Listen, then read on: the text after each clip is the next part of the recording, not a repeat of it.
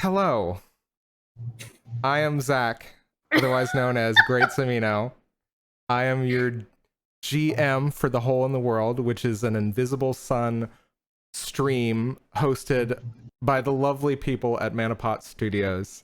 And I am joined by four wonderful cast members, four patient cast members, as well as patient chatters. Thank you so much. On to the right of me on the screen, playing Gavriel. Marcy, take it away. What has Gavriel been up to? One more time for everybody. I'm playing Gavriel Glinsky. She's an iconoclast apostate who was hosting a choir. More recently, she was drinking demon wine in a demon bar, which was a great life choice for her.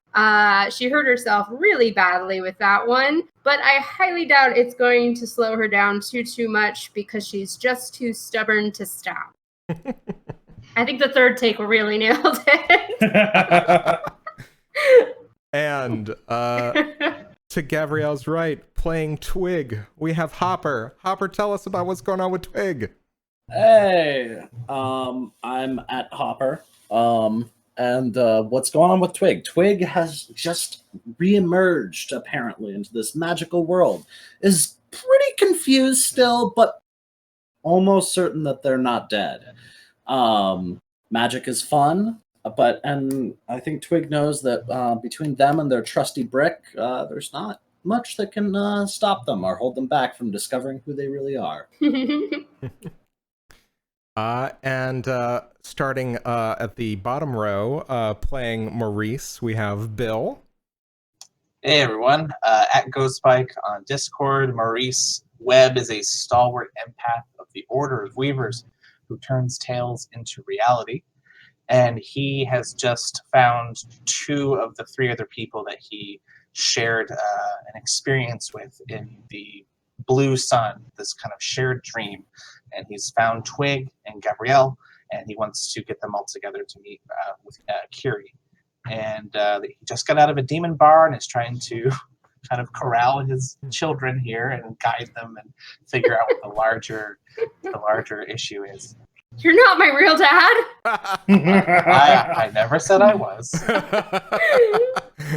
Spoken like a true apostate. And finally, rejoining us for the third episode, playing Kyrrie, we have the very lovely Marissa.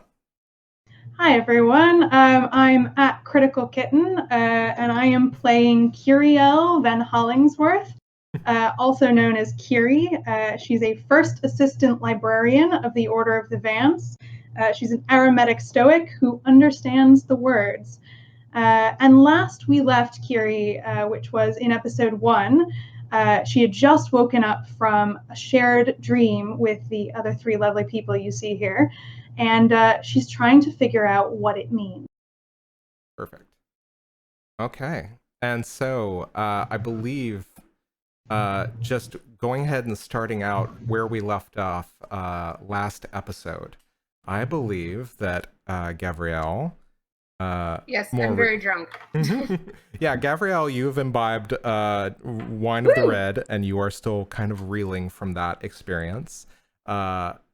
Maurice, you have Gavriel and Twigg in tow, and I believe right around this time is about, it's closing in on 10 a.m., probably the time that you would kind of originally kind of move quickly to the office. And Twigg, how are you doing after having one pretty heady glass of red wine? I'm doing all right. I'm feeling pretty good. A little bit more relaxed about all this shenanigans and craziness that's going on around us. Yeah, and I think as you guys are leaving the bar, again, the side street, that you filed into and were, attacked and ambushed by these kind of horrific looking roach goblins, and there had been about a dozen of them heading towards you. Mercifully, there's no trace of them. However, the very first thing you see as you are making your way out of the bar are what appear to be a pack of students, not just any students, but Visley students who are clearly from the Vancian Campus, who exclaimed with a great deal of exuberance when they discovered zeros. So, yeah, you guys see these, practically barely out of their adolescence students kind of heading towards you. What do you guys do? So we're in like this alleyway, and they're at one end, and then I guess behind us, is there an exit to the alleyway?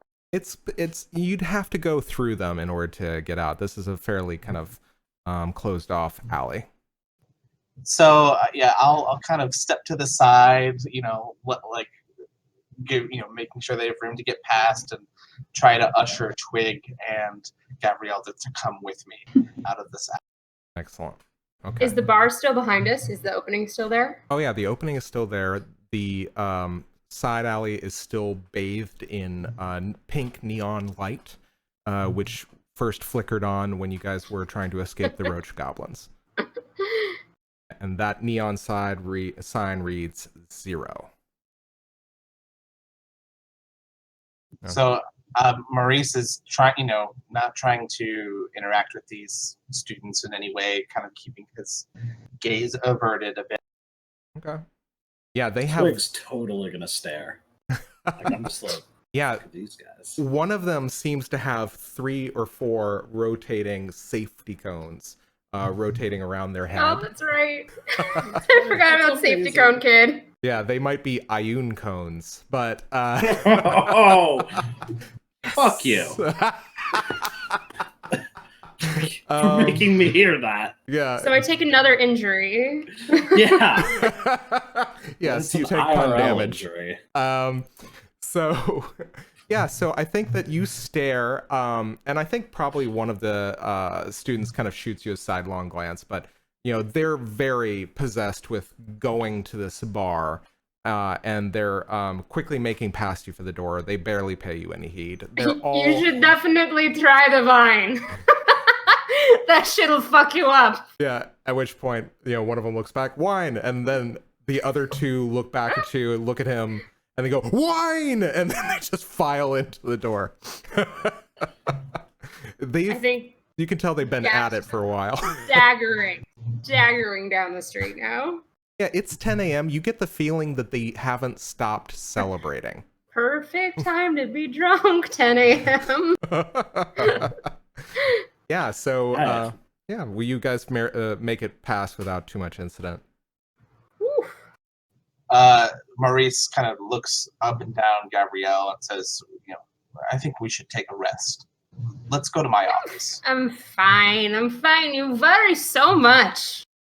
And he kind of catches her as she stumbles a bit, Yep. and puts his arm underneath her and kind of stables her up, and then gestures towards Twig, who still has the dog. Do you still have Duncan in your arms, or did you put him down? I'm still carrying Duncan. And I said, follow me. We'll go to my office. We'll be safe there. I think Gav has now started singing a lot of Yiddish anarchist songs while you are like hoisting her up like a sack of potatoes. This is a genre I never heard, the Yiddish anarchist song. Okay, everybody, there's your homework. Go look them up. They're pretty great. Okay, yeah, so I believe you kind of know the way. You know that you had set the meeting for the Castle of Lie at sundown, but you begin to make your way back towards the Hindasa Acclimation Center, and Twig, for you, this is you kind of heading back the way you came.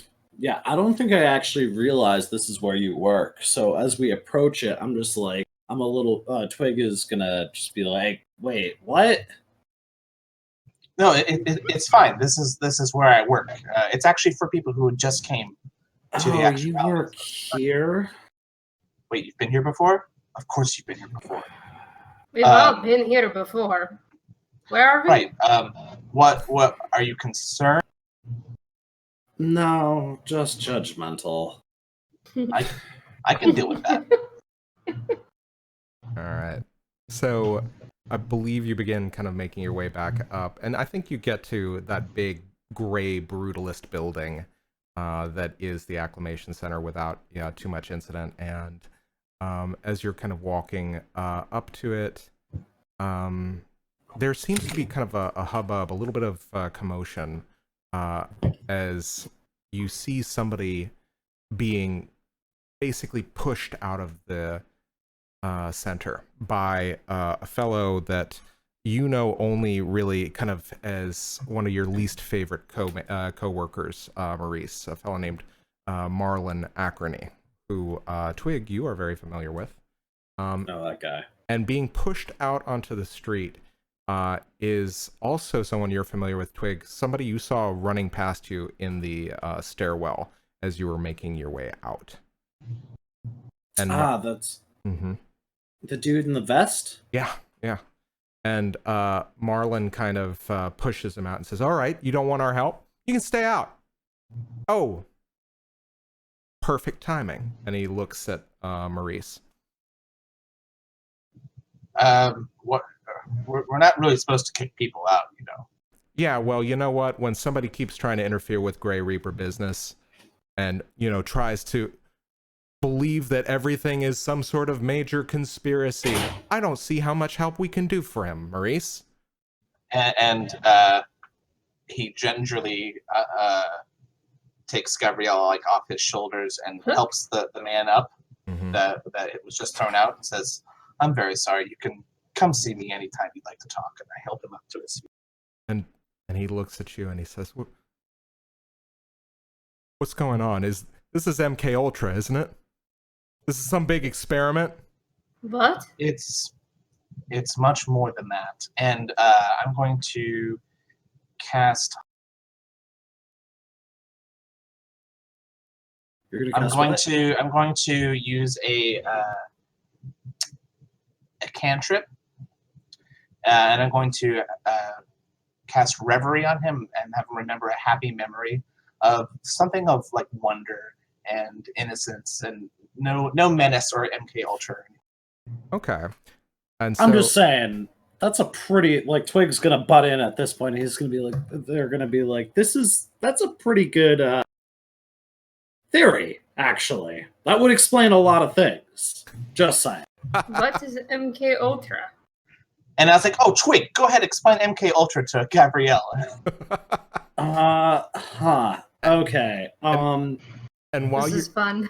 While you're doing that, you know, Maurice, this is a fairly kind of I'd say this is kind of like a hapless guy. He's not going to understand that you're casting magic on him, but I still say this is probably going to be, you know, dealing with somebody who's a little bit cagey. So let's set the challenge at 3 for this one. And you're casting a spell. Are you adding a die? No, I don't think so. Okay, so starting out, what's the level of your spell actually? I think it's a 0 because I think a cantrip is a 0. Yeah, it definitely counts as a 0. So let's say, and you have what do you have skill wise for interaction? Anything that can augment your venture? Yeah, I'll spend an interaction. Cool. So now you just have to get a 2. I rolled an 8. You rolled an 8? Awesome. Okay. So I think that you start calming down. Tell me how you calm this fella down. So I've given him a happy memory, and I want to see his reaction to it. What is he? Is he like relaxing a bit, or is he vocalizing anything about this? Yeah, I think, you know, part of this is you're kind of like reassuring him. You're talking to him in a very kind of, you know, quiet tone, and it seems to have like kind of like, I think it's a very eventual thing, and you kind of watch this fellow's reaction very slowly change, his kind of look on his face, and as you're talking to him, he starts having this small kind of placid smile across his face, and I think, oh, maybe it's more of like a hayride than an abduction. I say it's exactly like that, and I start describing, you know, like the smells of the leaves the fall and the golden light coming through the colored leaves that are falling. And and then I help him. I say, why don't you come see me tomorrow? I'll be here. My name's Maurice. And at which point, this fellow says, my name's Mack, but where do I go? I don't know where to go. Where do I go? This place is... It's like a puzzle. And I'll say, it's very much so. And I'll take a look at Marlin. Is he still standing there? He's looking kind of unimpressed and kind of... I think there's probably a barely concealed spite. You've gotten to the point where you know this fellow's expressions, and you can tell that this guy's always been a bit of a hothead and a little bit superior, especially when he's talking to you. And you kind of know also that this is the guy that gave you the nickname the Mogre. Sure. So I say, well, you always have a place to stay here. I can't make you do anything. What would you like to do? So do you start? And he says, well, I think I can calm down. I think I feel better. I know I got a friend. And I think he kind of like is waiting for you to lead him into the Acclimation Center. And because you cast a spell, I am going to flip a card. Hell yeah!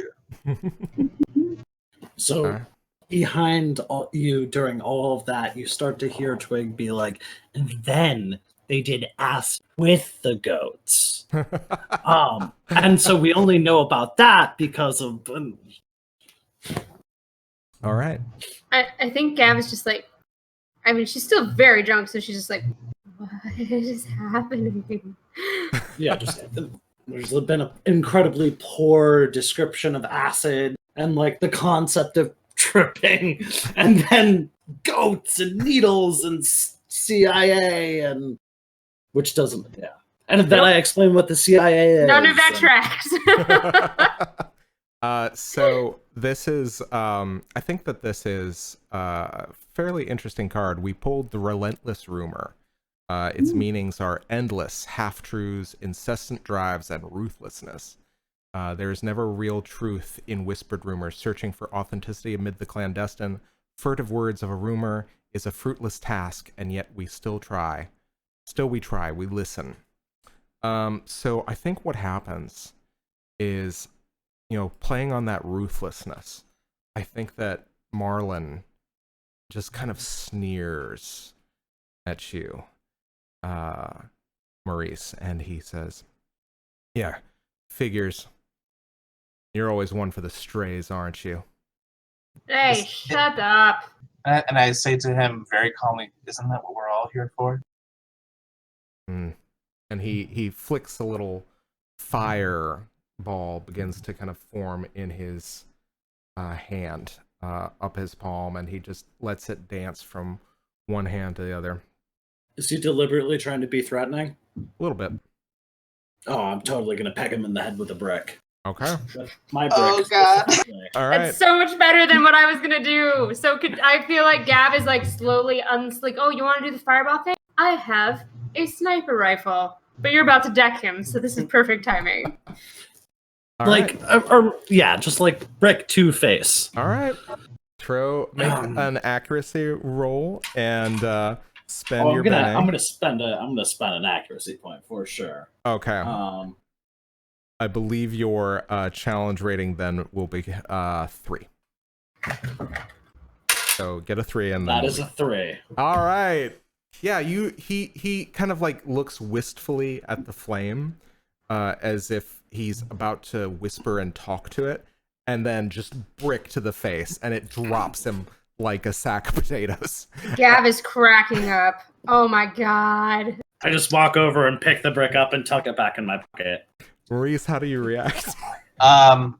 You see Twigg on Maurice's face, the briefest flash of like true anger, which quickly fades, and he says, "Can you do something more productive, like help me with Gavriel?" And he kind of shoves Gavriel off onto you.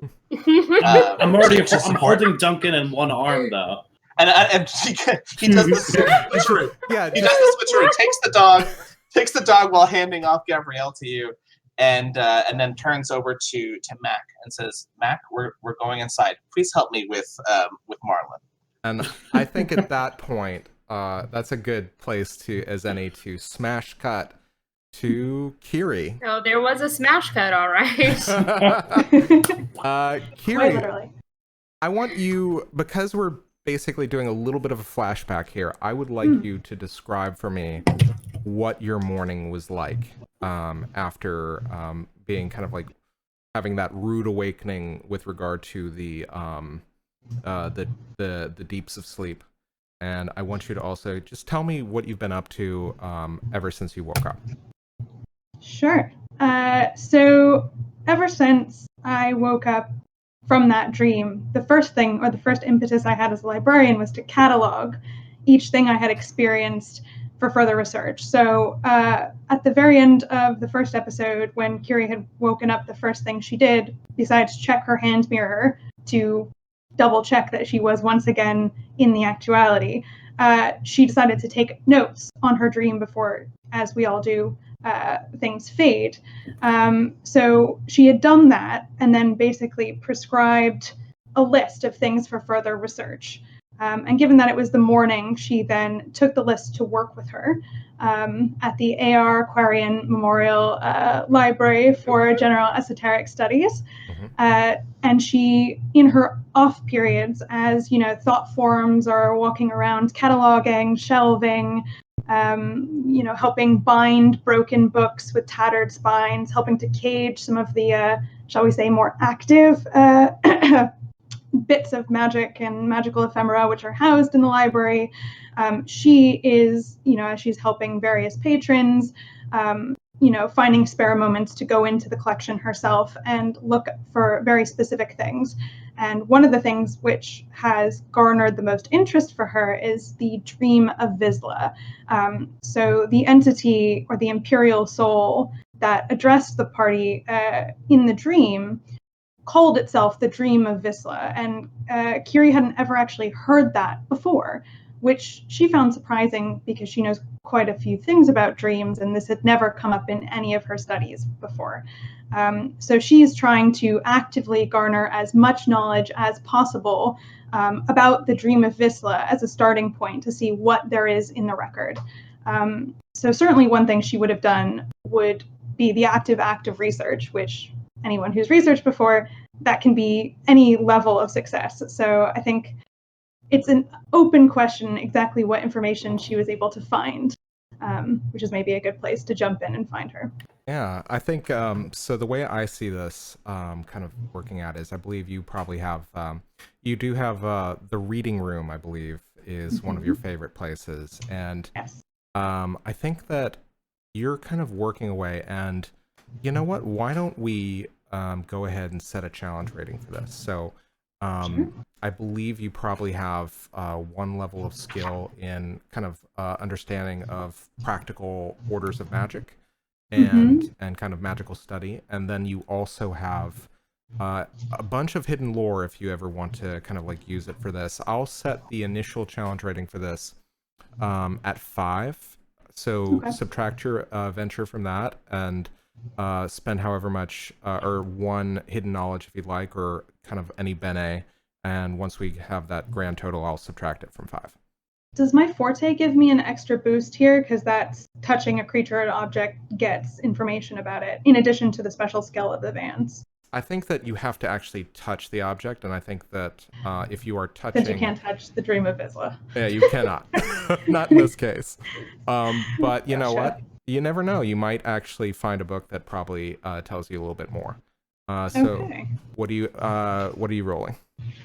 Let's see. I think I also have a searching skill and a magical lore skill, in addition to the just overall Vancian skill of anything to do with organized knowledge, having a 1 skill boost to. So I think my level in searching would probably be beneficial here, as would my magic lore. So that's what, a total of 3? Yeah, I think 3, and then if you want to spend hidden knowledge and a bene, you probably put yourself over the top. But I still would like to see you roll, just because No, I of course. think depending on how well you roll, you can maybe get a little bit of interesting information. Okay. So in that case, I'll leave it at a 3, and I won't spend any bene or hidden knowledge. Okay. And I will just roll. Cool. So here Give it me a roll. goes. We're trying to get a 2. I got an 8. Hey. All right. All right. So with an 8, I think that you find maybe there are some kind of journals and journal logs of fairly diligent Vance that over the course of several decades, both pre-war and post-war, have actually been kind of collecting information and kind of observations about the deeps of sleep and about the blue sun in particular. And a lot of these places are just like, this is the realm of the future, of potentiality, of things that have been long since lost and absent from the actuality, where you might be able to find them. And I think you find several notable passages about the Dream of Vizsla, which is that one thing you understand is that Vizsla has the ability to kindle sorcery or to snuff it out if she is threatened. And it basically is kind of a way, it's something that a lot of people who have returned to the actuality or who have been plagued by nightmares, who were otherwise kind of upstanding citizens, or, you know, who, and it's often, sometimes it's almost like the Metatron or the burning bush for something like the Moses myth, where somebody who, you know, who undertakes some great endeavor, or who becomes a linchpin of Vizsla and Saturnine society, typically before they undertake this endeavor, it's almost like the inciting action. They see a dream of Vizsla, the dream of Vizsla in their own dreams, and they have their own sorcery or their own kind of inspiration kindled. And it's kind of phrased as inspiration, but a lot of times inspiration can also mean magic. So basically, yeah, you get the idea that that, you know, basically this creature is meant to be kind of almost like a muse or a kind of a font of power. And I believe with an 8, you also get a little bit of hidden knowledge. And I think what you do is you understand, this is something that comes from your recollections and like kind of what you put 2 and 2 together. And you start realizing that you start reading more and more occurrences of and sightings of the Dream of Vizsla post-war.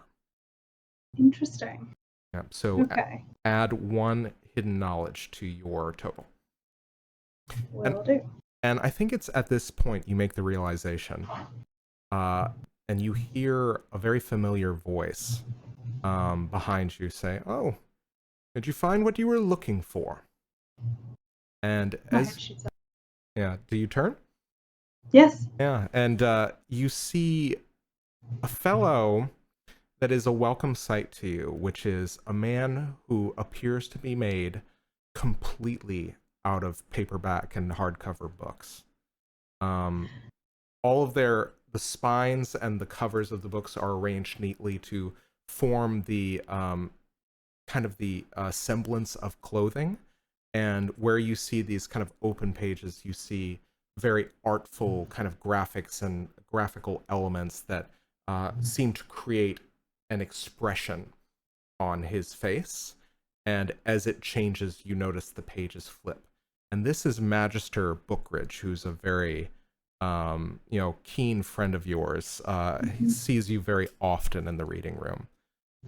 And he's looking very curiously down. He says, "Well, greetings.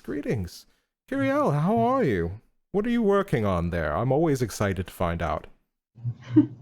That's kind of you, Magister. I'm just doing a bit of light reading. I usually do, of course, at this time of day. I mean, I suppose I could ask you to see if this is something you'd heard of. I've been hearing more and more about the dream of Vizsla. Is that something that's ever come across your table? Oh, well, only in the course of fairy tales. The idea of legendary figures meeting a legendary muse. It's very, it's almost like something out of Shadow. Hold on, I can think of one thing, and he kind of opens up this coat that seems to be made of very elaborate graphic book covers and manuscripts. And he kind of, it's almost like he reaches into himself, and you hear kind of like this shuffling of pages, and he pulls out a book under which that seems to have seen a little bit of wear, and it says on it "Le Mort d'Arthur," and he says, "Oh yes, well this is something I rescued from the Museum of the Lie not too long ago. Essentially, it is the story of a king who was greeted by a legendary figure, acquired some sort of sword in some farcical aquatic ceremony, and then thereafter became a king within the realm of Shadow. Oh. As if a sword should be a means for a system of government." And nobody voted for him, I heard. That would be Mallory, right? If I'm recalling my grade knowledge correctly. I believe so. Why, are you familiar with this text? I'm familiar with the tale, I believe. It was something I read back in the grey, I do remember. No, it's very fanciful, very interesting, but, can I help you in your search? Can I get you anything? I don't have much time. The Conclave's public ceremony is tonight. Oh, that is true. In fact, I probably should retract my own research so that I'm prepared to give my presentation. But, you know, this was just too important, and I agree with you. It does seem to really spark some thematic thought in terms of fiction, the way that fiction is laid out, the encounter of a dream of Vizsla, something that is such a muse or inciting incident. But of course, this is the actuality. So what place would fiction have here? What place wouldn't fiction have? I mean, That is the question. this is the city of notions, but it is also a city of potential. Much of what is considered fantastic in any other place is common circumstances here. But you, as well as I, know that there is structure to this world. There must be some sort of underlying logic. Well, maybe I'm a bit of a soft touch in my old age, but I'm beginning to believe more and more in the power of coincidence and kismet, I believe is what it is, yes? Kismet. That's a word I've heard before. Well, lovely language. Maybe when you get to be my age, you become believing more in fanciful terms, less in the order. I don't know. Perhaps. How long have you been at the library, Magister Bookridge? I don't think I've ever asked. Well, I would say past 20 years before the Changeries was, 20 years before the Changeries and 20 years after. So, I find the most recent of the 20 years has been far kinder to me and far more fruitful. I'm no less, however, intimidated by all of you young postulants up and coming, doing wonderful things, bringing the order into the future. I know I've asked before, and so forgive me if your answer hasn't changed, but you don't remember anything about the war, do you? And you see the pages of his face kind of shuffle and kind of like back and forth, and I think it's very slowly, and it's part out of contemplation and part out of perturbation, you know, just essentially kind of like, I think there's kind of, you've probably known Bookridge long enough that you understand that his expression when he flutters is it's kind of like a flustering, and I prefer not to think of the war, if you don't mind.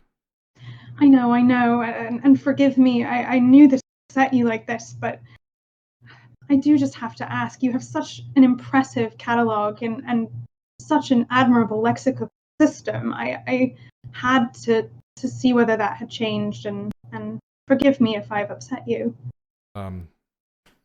I'm afraid it hasn't, but why don't you ask me after the conclave? I'll see if I can endeavor to answer. Thank you, Magister Bookridge, as always. And he bows, and he kind of ruffles his coat. Many of the books shut, and he continues on his way, performing the duties of the library. Mm-hmm. So what else do you get up to now that you've kind of discovered this information about the Dream of Isla? Well, I found the mention of Le Mort d'Arthur to be quite intriguing. I hadn't thought of that before the Magister had brought it up. Certainly the structure, the fantastical structure of that tale in terms of how one becomes great, and what the inciting incident was as related to magic, that really sparked something for me. I think, I thought back to my literary analysis days in the Grey, I thought about the idea of, okay, what in relation to this inspiration being magic, right? That interpretation, the inciting event and magic, the relation between those two things, how could I connect that to the example the Magister has just given me? And I don't think I have the answer to that just yet, but it's something I'm certainly pondering. But with the conclave this evening, I don't want to take too much time for my personal projects. I want to make sure that my paper is in good order, because it is imperative to impress the Telemeric Council, and this is one of the very rare opportunities that young Vances get to do so. Exactly. And I think what's very interesting too is, as you're about to kind of wrapping up your studies, a moth flutters in front of your face, and you hear a message in your mind that says, "Meet me at the Castle of the Lie at sundown." And you can hear the voice in your head, and you recognize it's the voice of Maurice Webb, your old acquaintance, the one you just saw in the blue not too long ago. So I put down my pen. I'm a bit rattled by this. Okay. It's been a long time since I've thought about Maurice. And, well, we parted on some strange terms. It's a lot to contemplate seeing him again, let alone willingly, to go out of the campus and to go to the Castle of the Lie, to put myself in that situation. Be strong. Okay. I'm thinking a lot of inciting action, and how it often takes the character being willing to go out into the world for anything to happen. Certainly it did so for Arthur. Would that young boy have turned into a king at all if he had just sat still? Possibly, and most probably not. It's fun to think about. It's a very interesting line of logic. I don't think it can be avoided. I think I have to go. Excellent. All right. And with that message delivered, we are going to cut back to our trio in the Acclimation Center. All right. So do you just step past Marlin after bricking him? What do you do? So I think Maurice... because like Maurice just kind of took Duncan, pawned what we just met. What's your name again? It's Gav. Wow, Gavriel. I'm just pawned the drunk Russian off on me, and so I just kind of like I'm just kind of like and then I reach down and like pick up the brick and then wipe it off on his on his shirt, and then stick it in my pocket, and then I'm just like, all right, and then I'll just step right over him. Yeah. So Maurice has Duncan now on the leash and has entreated Mack to help him with Marlin's body. Mm-hmm. And ideally we'd get to have some sort of Weekend at Bernie's situation where he's on either shoulder. Did we just kill a man, or did we just knock him out? Because the way you're talking about it makes me think it's the former. Yeah, I think you've kind of propped him up, and he's very thin and very reedy. He's kind of like like a red-haired, soul-patched Steve my God. Buscemi. Zero regrets. Yeah, exactly. It's like circa Mr. Pink Reservoir Dog days. So yeah. Wow. And yeah, you've propped him up, and like you do feel a steady kind of breath coming out of his nostrils as you kind of prop him up. And again, you guys are faced with this long hallway, the stairwell on one side, and all of the administration offices on the other, on the right side. And Mack is kind of, basically he's got this vest on, and he's just very playing with the lapels a little bit, and kind of nervously looking up at the stairs, and says, Can I just say how much I really don't want to be back here? Thank you for sharing. And Maurice, well, he wants to steer them to, I think when you were describing the office, it was a series of many desks. And I want to try and steer us to, I don't know, what would be the closest analog to like a therapist's office, like the enclosed space where there can be like a one-on-one type, a couch and a fireplace, that kind of thing. Yeah, absolutely. I think that there is an administrative office past the long row of desks. So basically you can kind of keep walking past that like large double-doored entrance, and further down are these kind of like small conference rooms, and you have there's probably more scattered throughout, probably next to the accommodations on upper floors, but you're probably going to want to deposit him at the most convenient place before you return to your office or to your desk. Well, yeah, I wanted, my goal was to take everybody into an enclosed space so that they could convalesce. I think we can all use a little bit of a rest right now. Absolutely. So I think you probably, if you wanted to, you could drop him off at one office, and then kind of like find your way to another kind of parlor. That sounds good. Okay. Do I remember which desk is Max? Well, Mack doesn't have a desk. Do He you mean doesn't have a Maurice? desk. Marlin. Marlin. Sorry. Ugh. No, I think I drove for like 6 hours today. It's all good. I think a lot of the desks are nondescript. You do remember Thomas sitting at one, just kind of like moving eerily fast while doing office work. Yeah. You do remember the one that had a lot of kind of gray newspapers and periodicals scattered all over it, and you do remember the one that had the fish kind of swimming in air above the desk. So those are probably the three that most occur to you. If you wanted to take a guess, you could just prop him at one. What do you want to do? Also, I don't want to prop him at one. I want to figure out which one is his. Oh, okay. Also, it is getting closer and closer to opening time for the office, so there may be other colleagues of Maurice's in by now. So how's Gavriel holding up? Yeah, how am I holding up? I think that, I think actually there has been this kind of timid silence from inside of you. And I say timid, but it's really kind of a mix of kind of, trepidation and but also kind of seething anger. And you can Good combination. Yeah, you can feel that there's probably going to be an outburst coming. Oh boy. You don't know when. But it feels like it's going to be sooner rather than later. And how does one heal from a wound, which I technically have?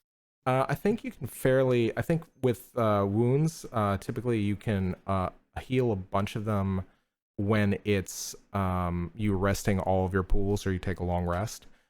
It's only when you kind of have magical maladies and afflictions that you don't heal all the way up to full.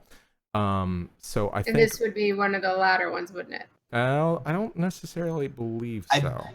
I believe you can take one of the 10-minute or hour rests to instead of refreshing a pool, you can heal a wound.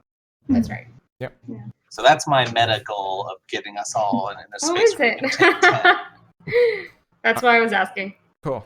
Yeah. So okay. So you deposit Marlin in one of the kind of parlors. Actually, I don't think I want to do that. I think I want to take him. I am a bit concerned. You know, I can hear him breathing, but I want to nurse him back to health. I want to take care. All right. What do you do? How do you do that? So we're in this room now. We found like kind of a closed off space. Yep. This there's a kind of like can I flick the door thing to in session? Yeah, absolutely. Yeah, exactly. There's a dial in front of it. It basically, as you kind of walk through it, I think it probably is magically attuned to agents of the office, all the Hendasa workers. And as you kind of walk through it, the dial reads your intentions, and it has this kind of green open setting, and then suddenly you hear ding, and it flips to red and in use in white text, and as you walk through. And what's in this room? What? This is I mean, there are therapeutic parlors, but they're very Spartan. There's kind of, if you've ever been in a therapy office and they have lots of pamphlets in those kind of like vertical stacks, this is like that, except you guys have like probably one pamphlet, which is always like, you know, so you're in the actuality. What does that mean? And what was it? My face is on fire and I don't know who to talk to. And it's just like, it's what like to do when you wake up with a gaping hole in your chest. Exactly. Dear Vizsla, it's me, Margaret. Yeah, exactly. Yeah. A classic of the field. Just very pioneering, and also probably scattered in you think that probably this is one of your colleagues who's also very much into kind of fiction and creative writing. You see on kind of the side table where the Hendasa agent would sit, you see a copy of a book, which is The Adventures of the Magnificent Basil Cotton. And on the cover of it is a very dark-skinned man with a very nice afro pressed down with a derby cap, wearing what looks to be a tweed ensemble, three-piece tweed ensemble, and seems to be carrying around a magnifying glass. Okay, so I let Duncan off the leash. I assume Duncan's been in this place before. It kind of finds like a nice corner to curl up in. And is there like a couch I could place Marlin on? Oh yeah, there's kind of like a reclining couch. So I'll place Marlin on there. And is there maybe like a little kitchenette? Can I put on a kettle to boil maybe, or some sort of I think you'd probably want to go back to the admin office to do that, but I think you could probably do that simply enough. Or you can probably just kind of grab the kettle and then see if you can use any kind of magical will, if you would. Sure. Mm-hmm. Sure. So I'll get that going, and so I'm kind of looking back and forth. I've got 3 different things I want to do. I want to make sure that Gavriel is able to recover. I want to make sure that I can talk to Hopper and make sure that what's going on with Marlin's okay. I want to make sure Marlin's okay, and then I need to do the basic stage 1 stuff with Mack. Cool. So I'm putting on the tea, and I look to Hopper and say, you know, sorry, I look to Twigg and say, you know, and it's like you guys are friends or something. Maybe, and you know, say, you know, make sure she relaxes for a second, pointing to Gavriel. And I don't know how to do that. I've never seen it. Never. All I feel is rage 24/7, 365 days. and then for Mack, I offer him the chair that the Hendasa would normally sit in, and I thought, make yourself comfortable and let's talk for a second.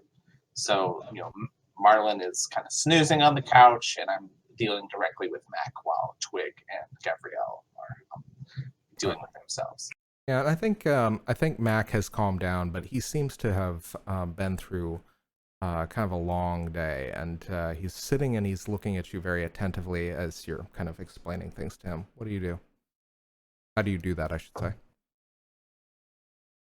I think I want to do exactly what I did last time with Twigg. I want to use my forte to entertain. Mm-hmm. And do I need to? I need sorcery to do that, right? I think you just spend a sorcery point equivalent to the level of your ability. I think it's a level 1, right? Right. But I'm You're out. tapped. I'm tapped. So instead of entertaining, I will grab a pamphlet and say, "So you're in the actuality."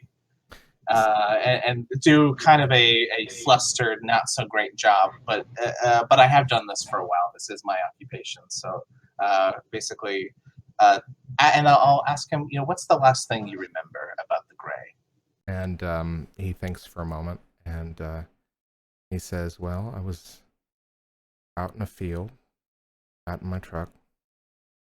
I was telling Margaret that I love her, and Who's Margaret? Tell me about Margaret. Margaret's my girlfriend, and I remember we were just looking up in the bed of the truck at the sky and the stars, and they were all glowing so bright, and it was like they were swallowing me whole.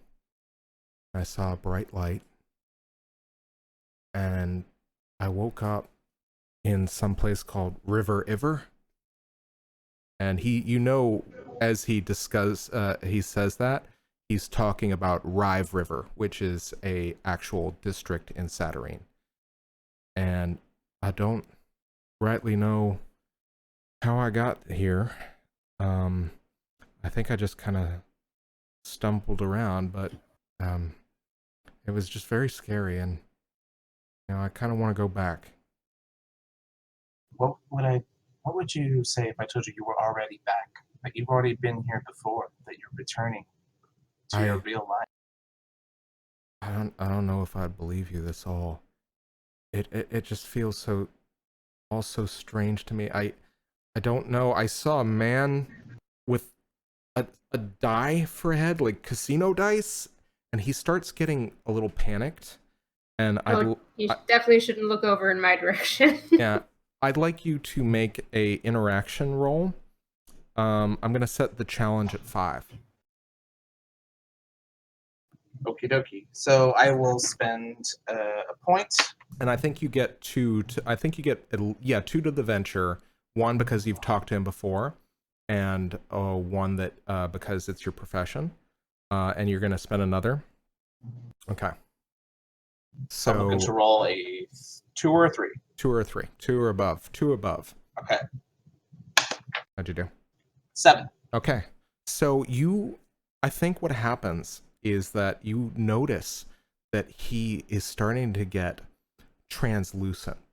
His figure seems to be going more and more monochromatic, and you recognize this. This is when people basically fall out of the actuality and into the gray, because it seems to kind of reclaim people sometimes, people who can't accept reality for what it is, or they're reminded about a previous existence in the gray. And he's beginning to fade when I think you do this kind of like this reassurance to him. What does that look like? Well, Maurice is actually very conflicted because he is unique, that he doesn't really think it's a bad thing to be drawn back. But I think if he sees any, if the person seems agitated, if he seems uncomfortable, talking him down, and if he's turning translucent, turning to the gray, I will just kind of very gently put a hand on his knee and try to make eye contact with him. Can he even see me? Yeah, and just telling him it's okay. It's okay. And he kind of snaps back and is, "Oh, sorry. You sure? It's okay? It's going to be fine." And he kind of... You're back. He sits quietly. And Twig, that's at that point, I believe, that you start seeing a trickle of blood. You feel kind of like a wet trickle on your upper lip, and when you touch it, it comes back, and it's a drop of blood. And we are going to cut there back to Kyrrie. So, Kyrrie, you have left the reading room, I imagine, at this point. The And- twice emancipated Wren. Mm-hmm. The twice emancipated Wren. Great reading room name. I love that, by the way. Thanks. And I think that at this point, are you carrying any books or anything like that? Yes. Okay. I'm probably carrying, I mean, as a librarian, I imagine I kind of get some special lending privileges. Although I think I have to do it, a little bit under the radar because I imagine given the way that the Vances operate, there's kind of strict regulation around how many library artifacts you're able to check out at one time. And as a librarian herself, Kyrrie would know the strict enforcement around return dates. So anything that gets checked out without, quote unquote, an official record, for librarians has to be kind of kept really under the radar, but has to be limited just because if too many things go missing, people will start to ask questions, and then young first assistant librarians might not have their positions anymore. Yeah, absolutely. And I think So I probably have like 2 or 3 books. Yeah, and I think it's at this point you feel somebody bump into you bodily, and I think that you manage to keep 2 out of the 3 books from dropping, but 1 drops in front of you. And as you kind of follow it where it lands, your eyes kind of flick back up, and it's is it Giles or Giel? Giel. Giel is staring at you with a look of smug superiority on his face. Watch it, Giel. You watch it. I don't have to do anything you say anymore. And why is that? I'm a postulant now. I'll have you know. Oh, good for you. I'm so impressed. You should be. They told me I was one of the quickest studies it ever crossed the Order of the Vance. Really? Who told you that? Oh, I believe it was good Magister Jauro. Not Jauro, pardon me. Who's that one that's always talking to everyone? I get them mixed up. Udora? Udana? Udala? I don't care. Right, because remembering names is so above you. Oh, you'll have to excuse me. I'm a few sheets to the wind. But and he's just very smug. You can tell he's had a couple of drinks. There's a red flush to it, and it's just I guess you won't be giving me any more orders about picking up library books for you anymore, will you? Wow. Come back to me when you're able to recall the table of semantic prononyms with accuracy without actually having to come and find it in a reference book, because I know the number of times you've had to come to the library to look at that, Giel. I've had to listen to you at night, like reciting things, because I don't think that you're as good as you think you are. Oh, I'd listen to you all day, but all I hear is the fluttering of pages. Do you really think alcohol is going to help you with your trial? Do you think that's the way to become not only a postulant, but a first order Van? Well, all I know is it makes you more tolerable, and he just walks past. And you do get that point of despair that we talked about. Yep. All right. And so Kyrie's going to be really irritated. You want any of us to take care of him for you? We might get there. Yeah, I supremely do. And of course, I imagine he doesn't help me pick up my books nor anything else that, he could have done as a nice, relatively kind Thisley. Oh no, it's almost like you guys are rivals or something. Oh no, I see where this is going. So I would like so tell me what time of day is it by the time you kind of finish your reading? Well, probably because of the conclave coming up, I imagine having finished my reading probably mid-afternoon, because I would want to go and spend some time preparing my notes. And usually with most Vances, particularly with your own special project, you want to be doing that kind of in the confines of your own space, because you never know who is watching or what really asshole PhDs might be looking over your shoulder to kind of see your notes. Yeah. So yeah, I don't want to do that. So probably 2. 2 Yeah. o'clock. I'd say like one thing that you do know about being on the Vancian campus, however, are the wards that are in place. And one of the things that is very specific about classes at the Vancian campus is they are limited to Vances or to people who are auditing to become Vances or journeymen. And the wards do a pretty immaculate job of keeping other non-Vances out of the classes. In fact, the public ceremony at the opening of the conclave is typically the only time you see people from outside the order within the Vancian campus itself. And many of them are kind of visiting authorities from other orders, and many of them are kind of like representatives from the Fartown kind of authorities and kind of ruling kind of intelligentsia. So you I think it's more about like a sense of kind of propriety and rivalry that you kind of like go and find the confines of that you need to kind of do what you've been planning. And I imagine, yeah, this is like one of the first or the only opportunities in a year that, you know, the Vancian campus gets to interface with the public, and it's really important that they know, especially the amount of crystals going into, you know, the research being done at the campus. It's important that they know what research that is and have some way to understand that and appreciate why it's important that the Vances are doing what they're doing. Exactly. And a lot of times like that, like those presentations themselves are fairly kind of like dumbed down. It's like physics for poets type deal. Yeah. It's much more kind of it's much more layman's terms, and oftentimes it's a little bit more let's say kind of spectacular or kind of presentational. Like infographics. Exactly. Or yeah. video abstracts. Yeah. It's more like TED Talks, right? Yeah. So with you kind of going into your study, we're going to turn another card. Oh, this one's the devil. Oh, wow. Yeah. Maybe my encounter with Giel? Yep. Because he's basically the devil. Temptation, lies, charm, persuasion, and words are attached to the meanings. It is also the nemesis of secrets.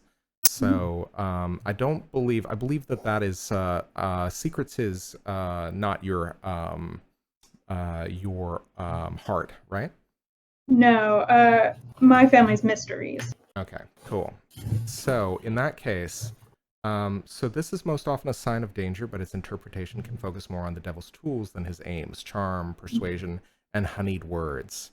But beware the insincerity of such things and lies they conceal.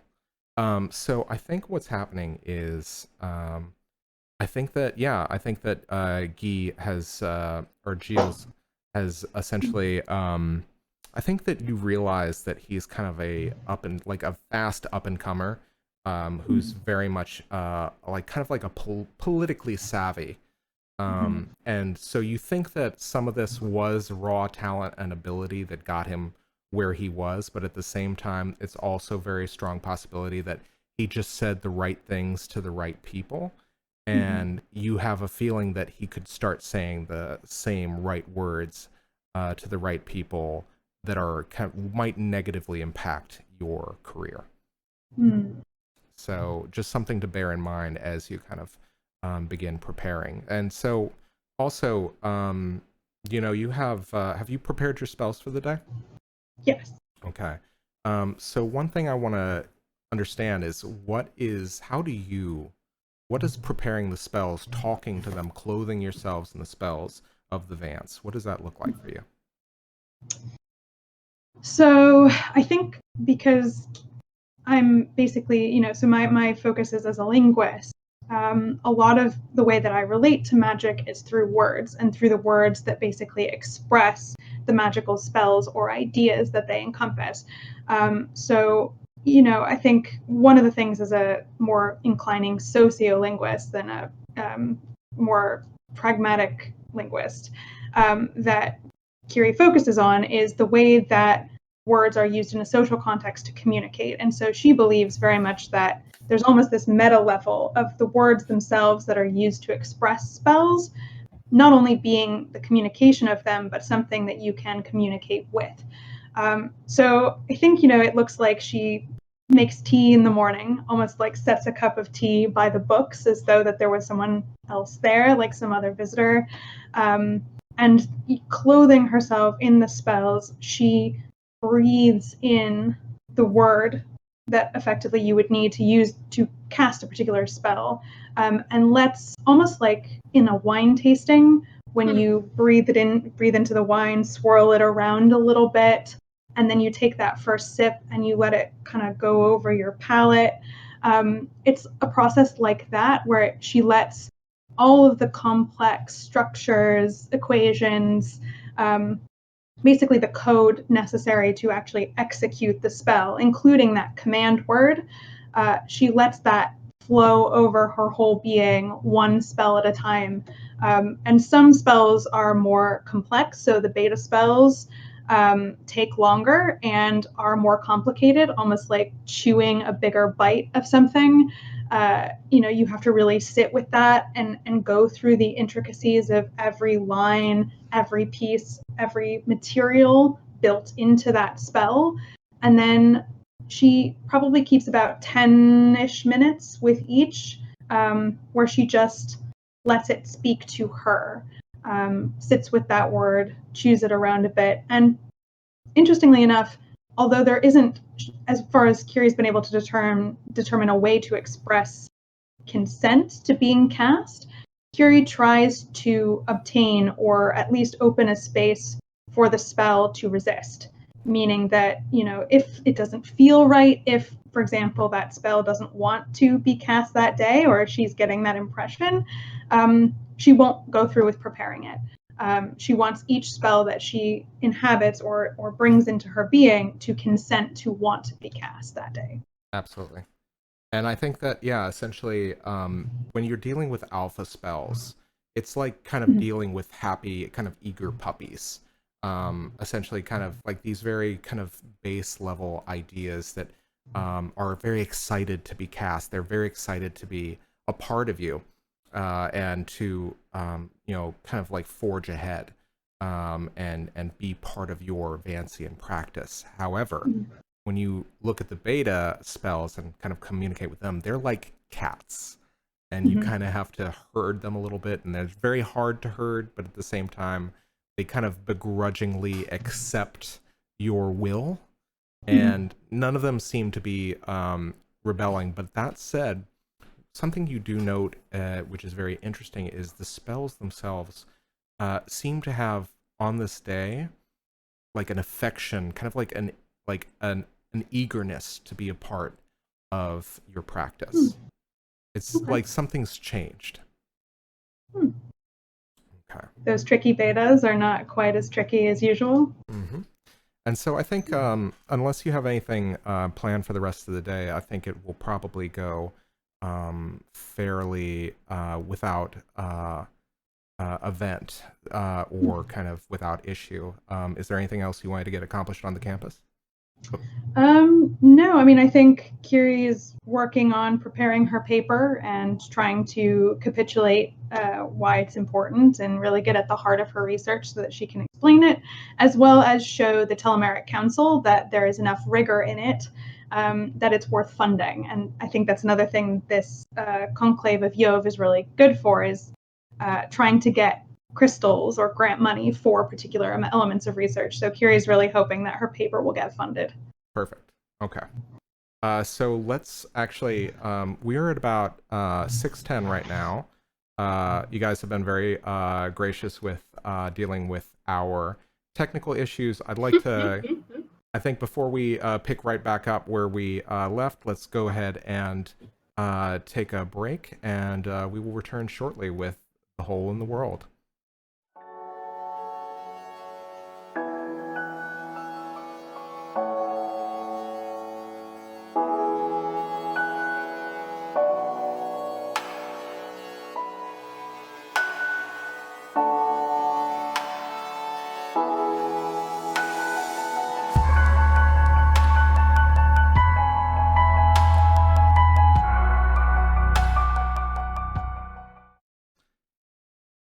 Hello, and welcome back to The Hole in the World. When last we left the trio in the Acclimation Center, Twig, I believe you had a nosebleed. I believe I did. So Twig is just gonna reach up and just kind of be like, and then immediately licks it. Gross. So that's what you do. And just like, yep, that's my blood. Now, other than that, do I feel anything significant? Is it like both nostrils or is it just one? Just one for now. Well, that's not fucking ominous. Yeah, so yeah, you just had a little bit of nosebleed. Noseblood. No big deal. Mm. I love that look.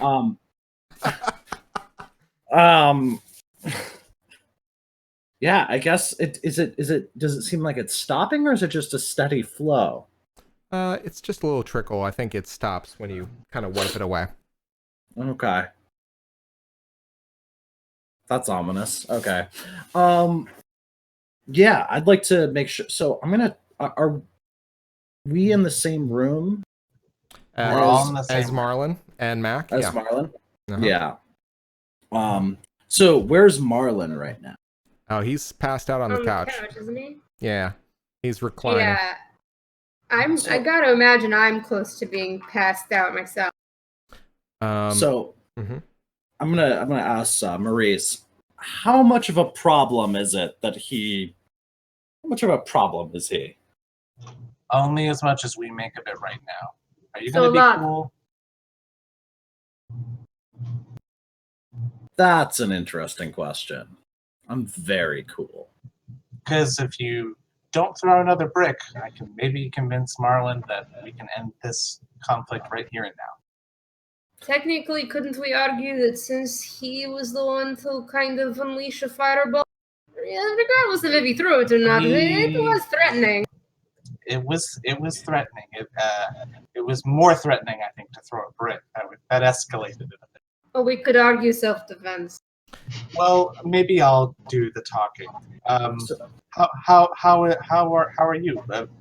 Twig, you're bleeding a bit. Are you okay?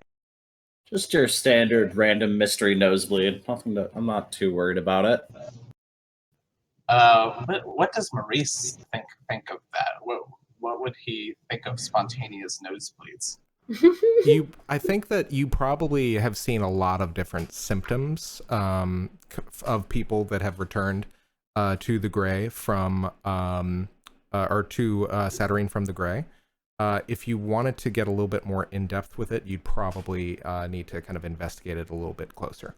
My biggest goal right now is making sure that all of us can take a 10-minute rest, because I'd like to take a 10-minute rest. All right. And let Gavriel do so. Yeah, you Before I take it, I love that you're speaking for me. I think so too. That's what I want.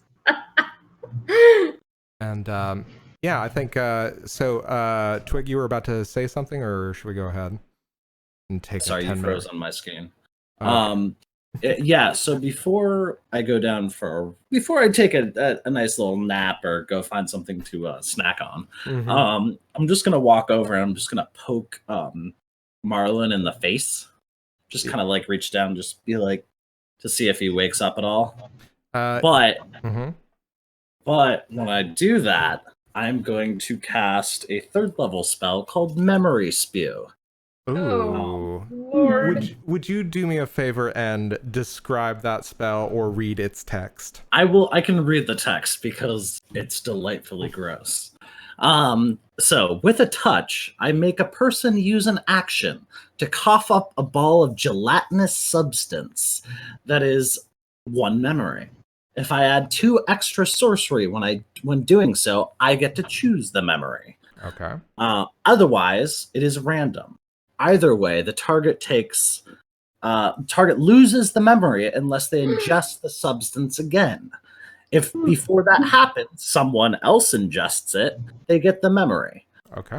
The color, appearance, and flavor of the substance is linked to the memory. A happy memory might seem like a cake frosting. A bad one might be more akin to motor oil. Mm-hmm. Oh my god! I love that. Visceral. I unabashedly love that. Okay. definitely didn't build my character around this. He's unconscious, so I will say it succeeds. So what memory are you going for here? The one of me hitting him in the face with a brick. All right. Yeah, easy enough. Dastardly. It's a, oh God. Okay. I think you kind of turn him on his side as you touch his head, and out of his mouth, like almost like, you ever seen when somebody like you see that Vine where somebody opens their mouth and they've got like a rubber ducky inside? Yeah. I've also watched the Amiibo Corner. Thank you, Griffin McElroy. Yeah, and and as he opens his mouth, a Twinkie pops out of it. But here's the thing: in an unnerving twist, this Twinkie, it has done the impossible. It has mold growing over it. Okay, Gav's gonna be sick in the corner. I'm just gonna like And not because of the wine. delicately pick it up and look at it. Yeah, it looks. What are you doing? There is a very strong smell attached to it. Ugh. Huh, that's gross. I'm gonna go tuck it. I'm just gonna tuck it in one of my deep pockets. That's horrifying. So a little bit of meta for everybody. Because Twig doesn't know that they cast it every day, but every single day, Plentiful Pockets, which is a first level spell, I basically have hundreds of pockets in my clothing, some of which are far larger than they appear, and I can store vast amounts, including items up to the size of anything I could carry in one hand. Yet I always know where everything is. Nice, well done. Yeah, You are a walking bag of holding. yeah, exactly. That's why I can just like. That's why I'm like tucking bricks into like a coat pocket casually. All right. Yeah. What was it? Oh, but by the way, for our viewers at home, does that have a cost associated with it? It doesn't. Memory spew. What? now? Memory spew. Yeah. It's a level 3 and +1 die. Okay. So. But it does require me to add 2 extra sorcery points in order to choose the memory. So you would have spent 5 there. Yes. And then. Which I do have. And do you have to spend anything for Plentiful Pockets? Yeah, I do. But I basically have been marking it off at the beginning of each day because I don't think Twig actually knows that they're casting it. Oh, perfect. Okay. So that actually puts me at 0 sorcery points for the day. Yeah, absolutely. I'm down to 0 now. Perfect. And so it's appropriate time to rest. Yeah. Yeah. Maurice, what are you doing? I don't know. You threw up a Twinkie, man. What do you want me to do? What did Moldy you Twinkie. do? Just poked around a little bit. Ugh. Oh. By the way, how did you know that you could do this? Was it something that you kind of felt?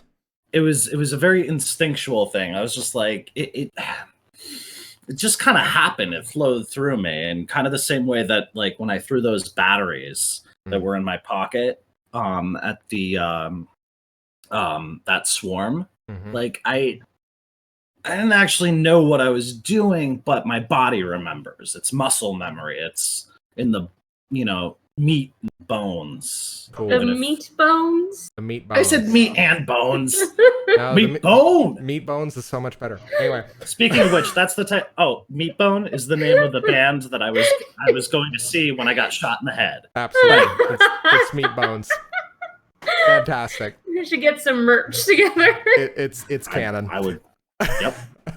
So Maurice will walk in between Twig and Marlin and say, "Don't touch him again, okay? Please." Sure, I guess. And I think at this point, you see Marlin stir and wake up and just kind of look around, look confusedly at Twig, you, Gavriel, and Mack, and just say, "Oh, how'd I get in here with you losers?" Maurice will kind of bend down to him on the couch and say, like, you took a hit on the head. How you feeling?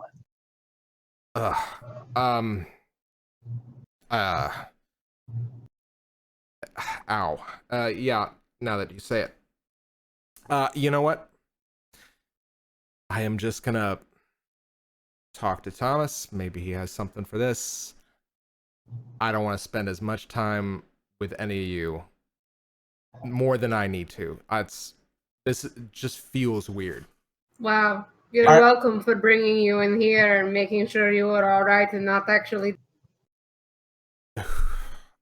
And I think he kind of like is stuck. It's like he's trying to think of something to say, and just there's something. It's like he's grasping for something, and it's very apparent that it's like he's getting more flustered the more he tries to think of what he's trying to say, and it's perturbing him. So you see kind of like this flash of fire in his eyes and kind of a lick of it like at the tip of his hair, like kind of like a candle wick, and you just watch him march out of the parlor. And then he's Right, bye. Yeah. And Maurice tries to be convincing and say, "No, please stay." Just full blown Willy Wonking that. No, stop, don't, please. Don't go. Yeah, so yeah, it's just you guys and Mack, who seems fairly placid. And yeah, so your duties are probably going to start at any given moment, Maurice, unless you want to be a little late.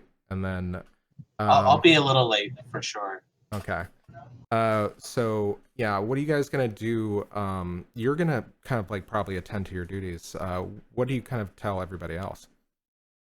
Well, if we've taken our full 10 minutes, I'll tell Mack, hey, here, why don't you just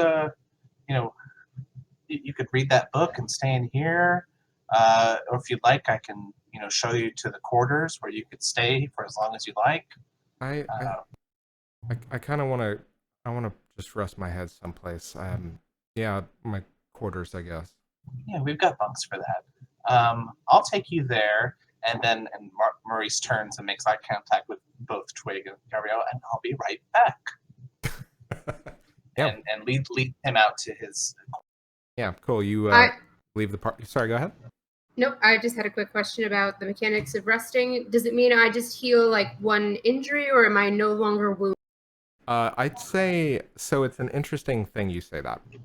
So with your rest, any given rest, you refill one pool of Bene, and then the other way that you kind of like look at this as well is, yeah, definitely heal the one wound that you took.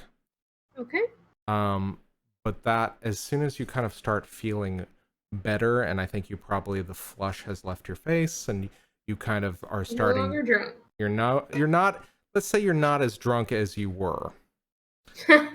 and that is, I believe, when you hear very quietly a crowd of voices.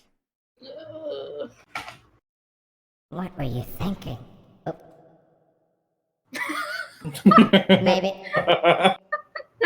Maybe a little bit too much on the synthesizer there. 1 second. I thought it was great. I know what you're talking about. Who dictates how angels sound? Yeah, let me fix that. Like Smurfs with I don't like an electro No, they can sound Smurf however guy. they want. Yeah, I think you hear the angels kind of ask, "What were you thinking?" I wasn't. Clearly. And Wasn't aware I needed to run every single one of my mundane decisions past you. And I think probably the dominant voice, the one that you're so used to kind of hearing guide you, say, "We knew not to enter. We warned you not to enter." Why does that matter? Why does any of that matter? You were chosen. I'm here. You were chosen, and we were chosen to help and to guide you. What You good? haven't done a great job of it. We would do better if you would listen. I might listen if any of your instructions were clearer. And also need I remind you that it doesn't do me any good being here and suddenly hearing voices from on high. How does that help me? There's kind of this kind of seething set of whispers as they seem to be building a consensus. Do you wish our help? I did not ask for your help. I didn't reach out. I was dying. I didn't realize that would bring me somewhere half real and half not, but how does me hearing you here in this place where that's not really that strange anymore, how does that help? How does that help anyone? I'm not the one that ever needed any saving. And there's a silence, quiet. All you need. And then the voice. Lone, without the crowd of whispers behind it. You would heed our counsel if you could see what we see. Then show me. And you feel an awareness, as though many eyes opened inside of you. And it's almost like you get kind of this sensory overload, and it is a very sobering experience. It at that point, you begin to kind of see the world a little bit more sharper, a little bit more clearly, and you begin to see kind of these flashes of aura, and kind of you begin to, it hurts your head to see in grand detail. It's basically going from being nearsighted to being 2010 for the first time. It's an overwhelming amount of information as you realize kind of that new forte ability you chose. We are many. Yep. Or in this case, the eyes of the divine. You feel that kind of perception leak into your own, and it's blinding. Mm. And I think that the angels say, that one kind of primary voice says, our insight can keep both of us alive. And not only that, you will begin to see the way we see this world. You will see the meaning and the benefit of our bond.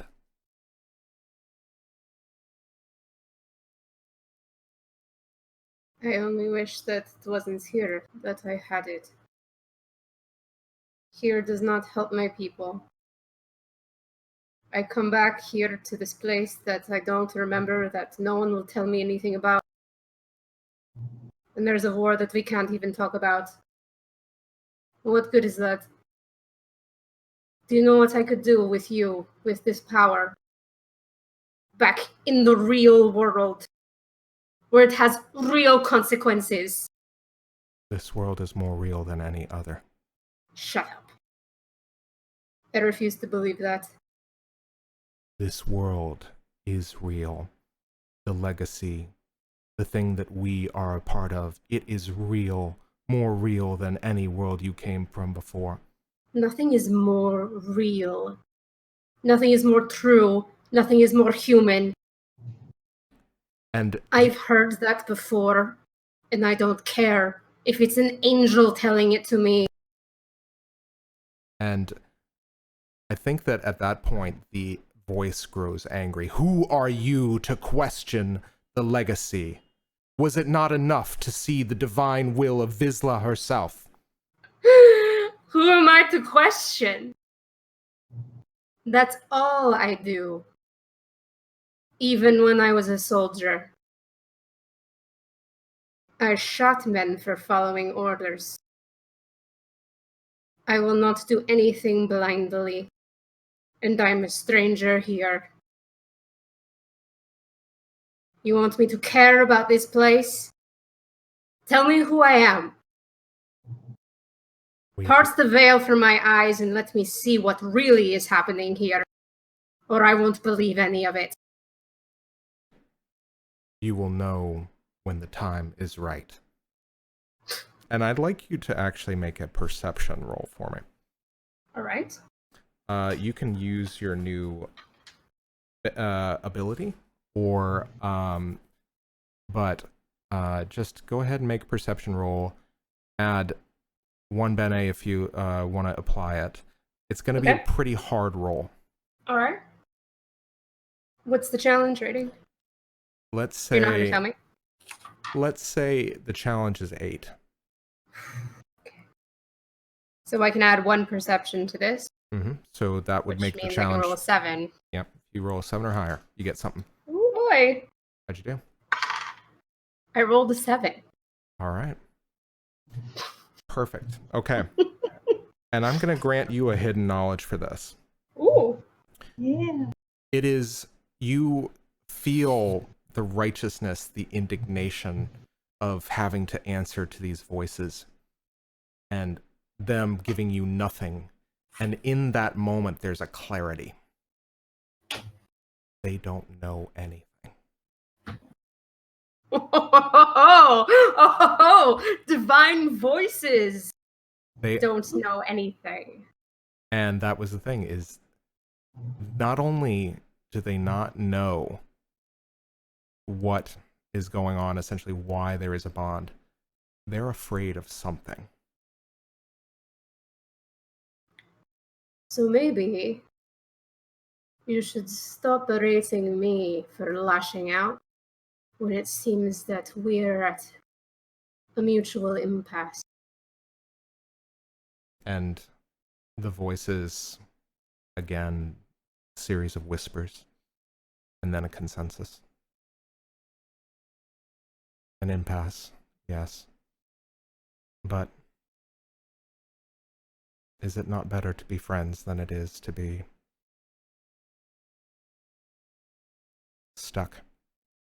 If we are friends, if that is true, who is here? Who speaks? Which one of the choir? Anyone that I know? I am called Arathiel. So that would be a no. I don't know you. You do not. Nor I you. But I know that we are bound. All right. Well, if we are called for some purpose, and I cannot go home, then you are going to help me figure out how this place relates to me and why. I can't remember anything. Very well. See? Now we're in agreement. Now we might work. And there is kind of a feeling of begrudging assent. And the voices grow quiet again.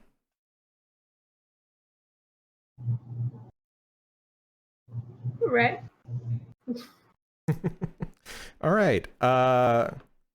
So, Maurice, you're heading back into the office, I'm assuming? Correct. As soon as I've dealt with Mack, I'll be heading back.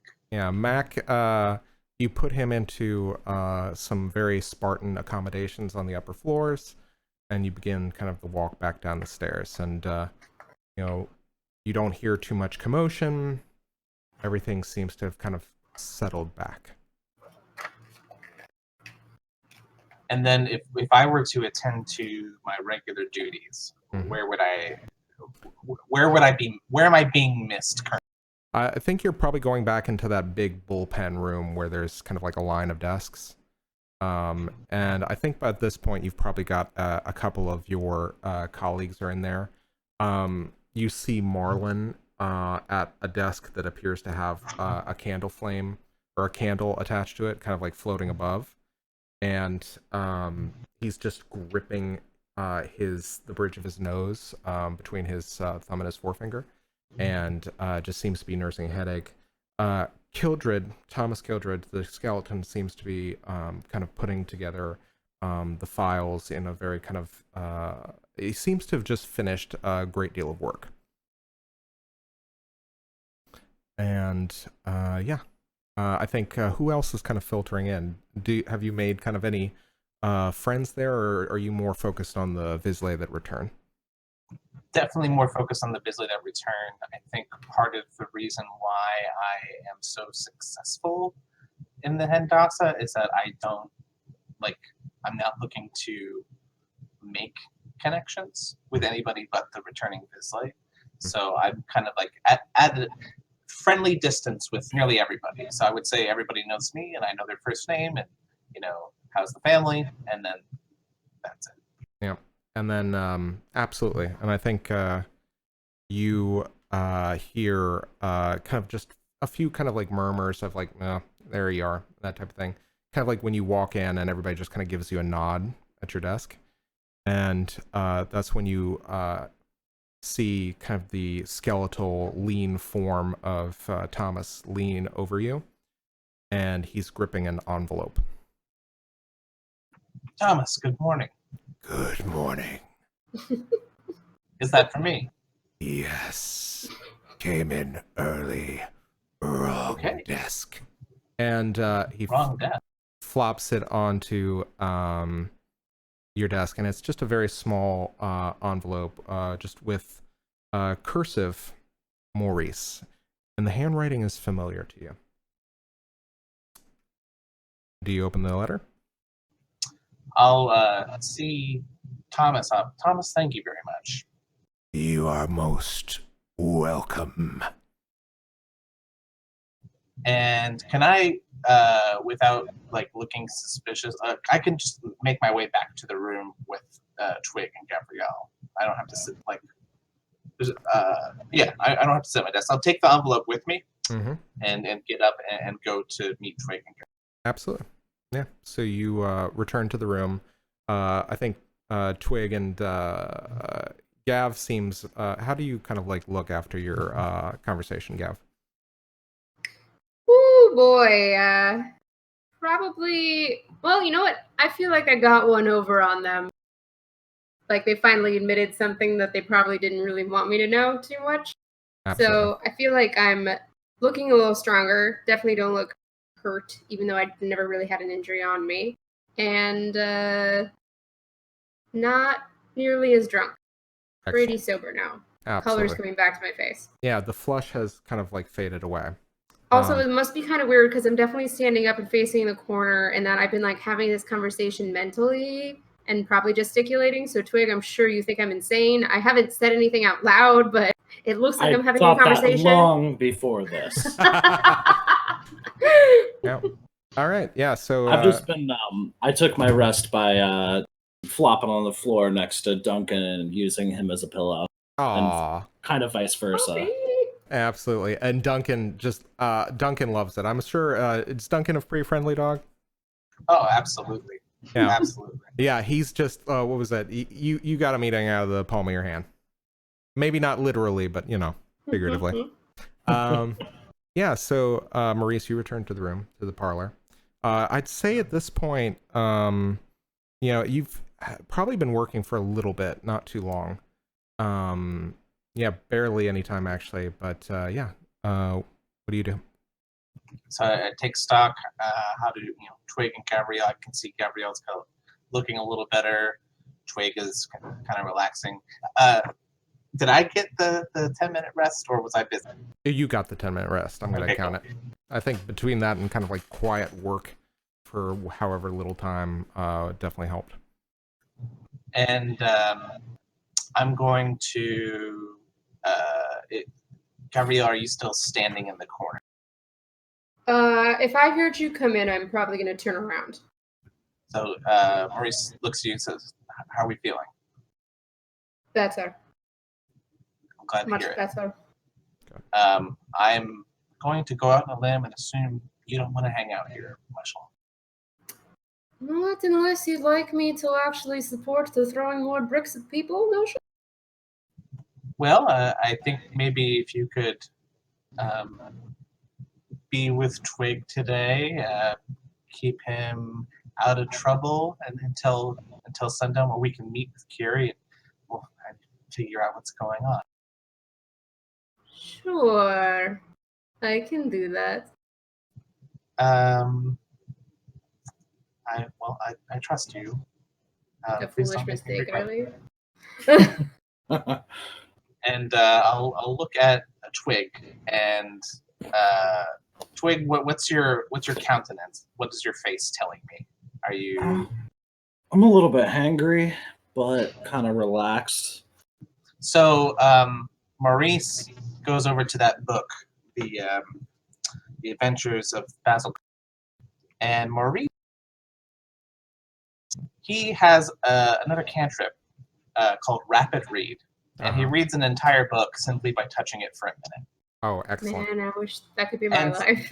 And so Maurice goes over and says, Twig, I've got something for you. And he picks up the book, and it looks like he's just kind of like examining it and leafing through it, looking at the back cover and everything. But after the minute's up, he's absorbed it entirely and says, Twig, let me know what you think, and hands him the book.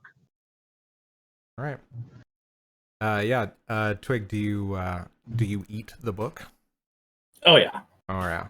So the two of you share immediately this fantastical detective novel.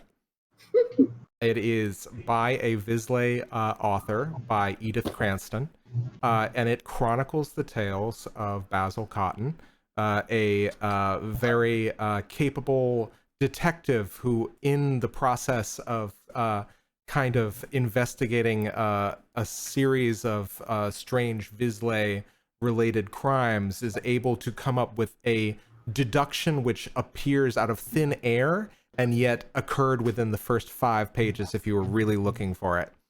And essentially it's about a thief of ideas.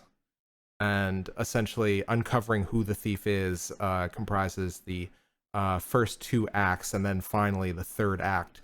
Upon catching the thief, Basil is able to determine that the idea that was lost and stolen and then returned to the original owner, it was actually arranged that the owner of the idea would have it stolen and thus have recompense as well as kind of the augmentation of the idea by the thief.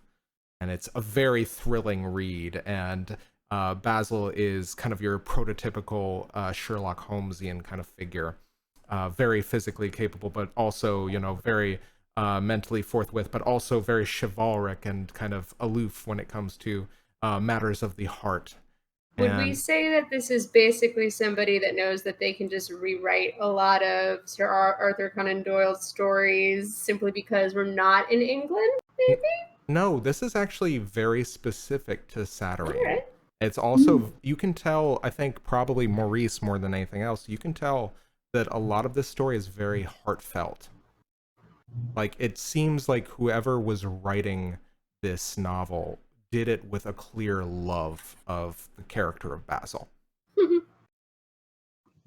That's good. So I'm going to chew on this for a bit and, kind of reiterate my plan to Twig and Gavriel that, I'm going to go to work and, where should I meet you guys after this done? Work ends about 2 hours before sun. I figured that we would all be congregating in time for the meeting that you said. Okay, I'll just at sundown now. I'll just meet you at sundown. Cool. Excellent. It makes the most sense. All right, and we're gonna cut real quick to back to Kyrrie. So I'm gonna also go ahead and flip another card, and this one is called Ambassador, and the ambassador is the adept of vision, swans, blades, and water. And it means diplomacy, reason, discussion, intelligence. A very appropriate card. She hails from a far-off land carrying a message of unity and civility. The ambassador wishes to talk, not to fight. She knows that words and wisdom offer a path for success that violence never could. Her words are careful and measured, never rash or ill-considered, if only there were more such individuals to make the world a better place. So, I think that what happened... As you are kind of moving about the library, I think at some point you have to cross the campus. And who should you encounter but the gentleman who will be delivering tonight's public address, a fellow, Grand Magus himself, Jauro. And Jauro is essentially, he's a little person, and he is accompanied by what is a young 6-year-old girl walking beside him. And he's talking very animatedly with her. He's holding her hand. And I think you've probably seen Jauro before, but you kind of recognize, you see the resemblance very clearly. This is Jauro's daughter, and she comes up to about his shoulder. And Jauro is very flamboyantly dressed in very lavish kind of secondary colors, and has very dark hair, clean shaven, and just a very dapper, put together man. And he's looking at his daughter with pride. What do you do? Have I met Jauro before? Have we ever had any encounters? Only in passing. You know that Jauro is a very, very intelligent, and also one of the most kind of congenial and extroverted members of the Grand Magus. You also know that he is a member of the Telemeric Court. Okay. So, I think as we're passing each other, I'm imagining I'm coming back from my study, having done extra research there, and I'm encountering him sort of in passing. I incline my head to him, say, "Good evening, Jauro." And he inclines his head and says, "Postulant? Yes? Actually, wait. Postulant Van Hollingsworth, yes. Yes, that is who you are, isn't that?" Now, as a postulant, is that you're, just to clarify, going up to the next order? Or is he under assuming that I'm like a journeyman coming to be a first order? No, a postulant is a first degree Vance. Okay. So gotcha. he seems to know of you. Okay. And, so you have heard of me then? Oh yes, I've been very interested in your work on semantic words. In fact, I think tonight's demonstration will be a very interesting affair for you. Don't you think so, Adela? And he inclines his head to his daughter, and Adela just very precociously just doesn't say anything. She's very shy, and he says, "Oh, Adela, don't mind her. She's this is the first time I've taken her on the campus. I'm so proud of her." Your daughter, then? Yes, Adela, say hello to Postulant Van Hollingsworth. And she kind of very shyly steps forward, and she says, hello. I think I'm going to reach out my hand to try to shake her hand to see if she wants that kind of a greeting. And you kind of reach your hand out, and she reaches her hand back, and she touches, and she shakes your hand. And I believe you have an ability, don't you? I do. All right. What do you do? I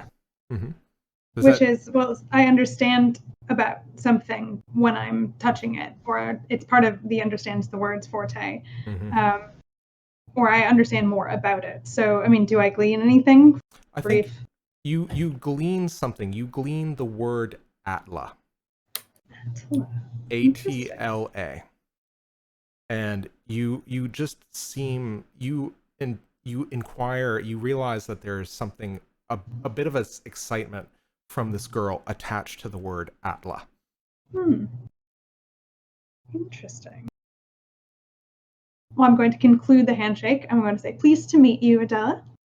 Are you looking forward to the conclave this evening?" Dad says I should be. I just, And she's kind of like, again, kind of like holding her hands behind her back. She's kind of like doing the thing where kids are being shy and not being very forthcoming. And I think Jauro at this point says, oh, she's being very modest. She's going to have a very big part of tonight's demonstration, aren't you, Adela?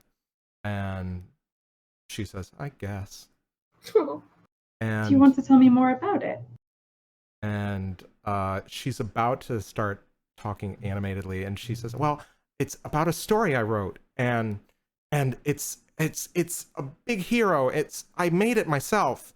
And Jauro is just kind of like looking on very like proudly, and like his smile just seems to grow wider the more she talks. You wrote it yourself then? What's it about? She says, well, Atla, she's my hero. She beats the darkness. She's so strong, and she's really great. And at which point I think she goes on for a little bit, and Jauro just kind of like gently touches her shoulder and says, no, just don't give away all of the surprise, my dear. Well, Well, it sounds very exciting. oh, it shall be. Suffice to say, my little girl is a very capable storyteller, and I am going to endeavor to do my best to make sure that I do it justice. And he says, well, I will look forward to more of your work in the near future, I'm sure. Quite. I've just published a paper, one or several wolves, researches on chromicality, isometric variation, and incorporeal transformation. So if you haven't read the latest issue of Cicerinian Linguistica, then you should maybe pick it up. I'm very proud of that piece. Oh, I'm already in suspense. I will make sure to do that, and I will give it careful consideration. And for this GM shift, I'd like you to take one joy. Look at that. As a Grand Magus is familiar with your work. Mm-hmm. Can I, before he goes, can I cast a spell? Absolutely. I have in mind which one you will. But go ahead. Yes. This is Giel's Profuse Admiration. I love it. Which is showing your respect to advance of a higher degree by casting the spell on them if they are near. The recipient feels your sincere respect and admiration. The reason the spell is valued is that if your respect is not sincere, it actually fails. Excellent. Absolutely. And I am assuming that your admiration is sincere. Yes, I think especially Kyrrie, having seen sort of the reverence and pride that he held in his daughter, that sort of showed her that that he's not just kind of a figurehead, or that maybe I think she had an idea of him before as maybe a little bit too flamboyant, a little bit more of a figurehead. Mm-hmm. And I think seeing his daughter really humanized him for her, and I think she increased her respect for him. Absolutely. And you do this, and now the thing about it is typically, something like a Grand Magus would receive this a great deal, and maybe not think much of it. However, I think the fact that you basically hit it on very well with his daughter and got her to open up, and he's familiar with your work, I think that the smile that was just so wide for his daughter stays as wide when you cast the spell on him. And he nods and says, oh, delightful. Well, we must be going. We have preparations to make. I'm sure you'll be seeing much of Eudora very soon, and I look forward to once again reading your work. Come, Adela. And she walks off with him. Thank you for your time. So we're going to cut back as you've kind of had this encounter. We're going to cut back to Gav and Twigg real quick. What are you guys doing to pass the time while Maurice is at work? What? I had a thought. Uh-huh. So this being like the Acclimation area, now given my last conversation with my better angels, shall we say, this is something that I haven't really ever attempted before, but Twigg, you wouldn't know this at all, so there's probably no point in me even asking it, but I'm going to do it anyway. You still don't have any flickers of memory of being here, do you? Nothing really comes to mind. Everything's Yeah. kind of twisted and gnarly and confusing still. I've been here for a year, and let me just say that this is not changed. And this is apparently a rarity. Most people that are supposed to come through actuality they adjust. They remember their family, they remember their lives, they remember their houses. I have none of these things. It might be too premature for me to say that is the same for you, but it occurs to me we have an opportunity here. Do tell. Well, I'm sure there must be records and some things that were just handed to us here. I was just sort of gifted, shall we say, to Mo, and taken as a problem case. But I never saw any of these files myself. I never looked. Well, But we have the information is meant to be shared and free. Well, I suspected that we might share a similar ideology. So why don't we have a look around ourselves? You know, I'm feeling like I might get lost at any moment. Oh yeah, right? Like you might just stumble into a random hallway. And as I'm saying this, I think I'm already like walking into places and opening doors like without breaking eye contact. Yeah, Twigg is just gonna follow along, just kind of checking random doors to see if they're locked and amongst other things. Which leads me to my question: if I'm looking for like either a library or archives or something that could most definitively, what Gav is looking for is information that sort of like a census record, anything where her name might be popping up. Okay, so why don't we? I think why don't you go ahead and give me a kind of perception roll? I believe that would probably be the best Those now. thing to do. Yeah. Can I assist in that in some way? Yeah. Why don't we give you +1 to your venture? Because Twigg is helping you. Right. Let's go ahead and say that the challenge would be 7. Okay. And I'm gonna add a thing for my perception pool, so now it's 5. Yep, absolutely. Okay. See, we're getting better at this now. I can do the math. That'll be an 8. All right, excellent. So I think that What's with all the 8s today? You very clearly see that, you know, on this hallway there are the admin offices, and there's kind of like probably, and it's a very long hallway. It seems like the hallway is longer than probably the length of the building. It might be kind of a property of the building within Saturnine. Mm-hmm. And as you're kind of like walking down, you do see one door that is slightly ajar. And no mind if I do. Yeah. As you kind of go in, I think it's very much kind of like it is kind of it is very clearly written in Visley script, records room. Yep. And so you go in, and it's a very messy office. There are many kind of records piled all over the place. There are like stray sheets.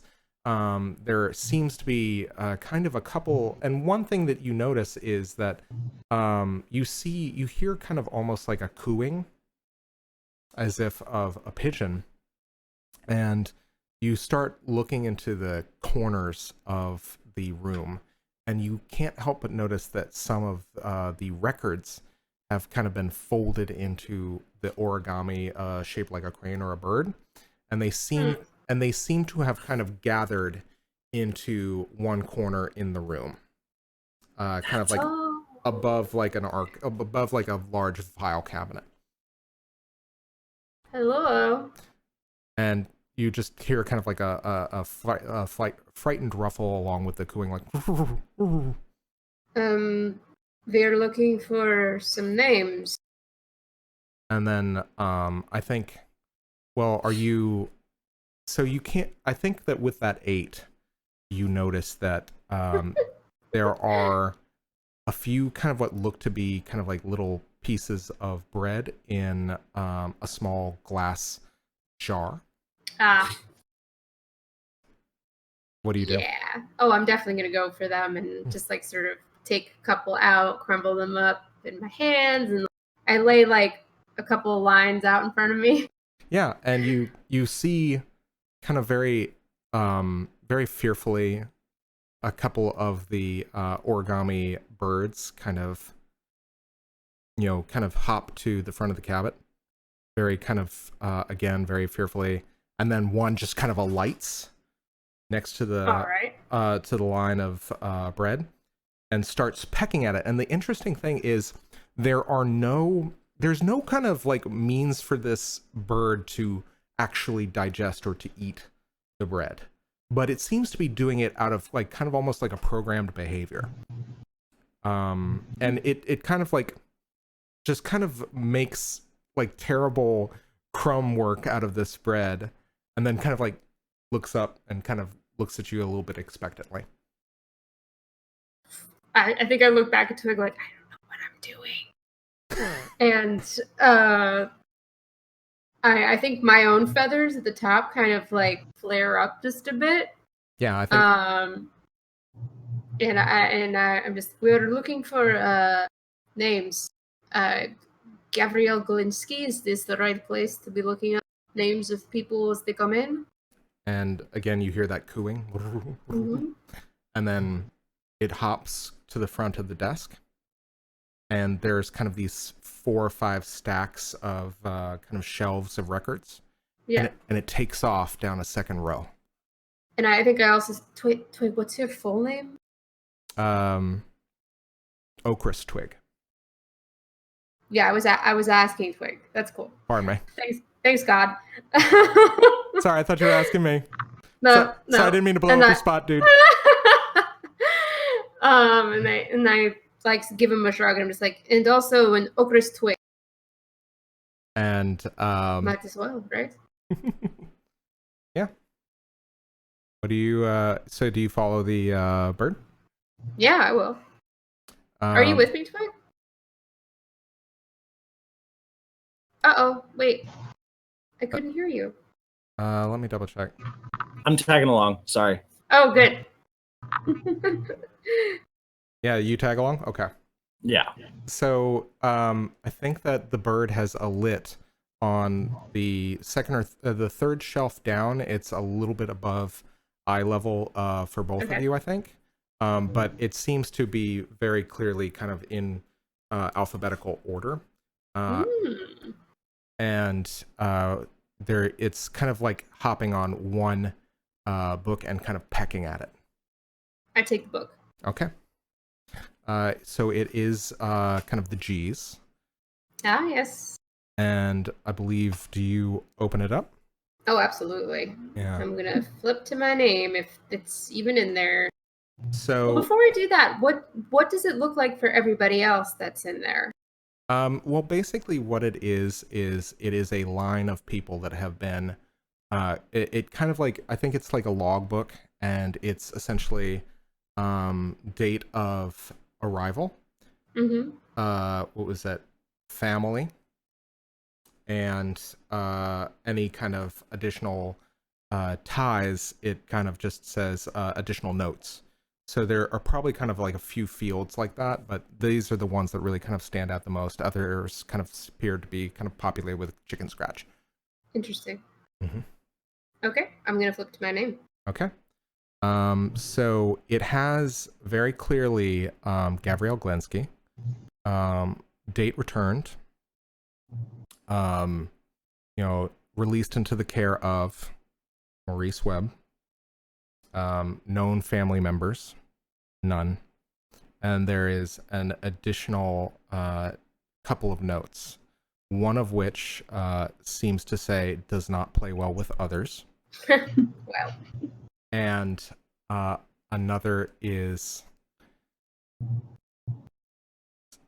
there's kind of like a question mark at the end of a name, and it says Jeren, Jeren, and has a question mark at the end of the name.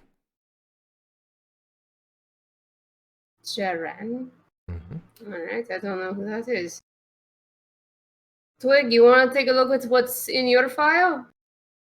Indeed, I do. All right. So you see the bird kind of again flutters, and it takes off towards another section. I will follow. Okay.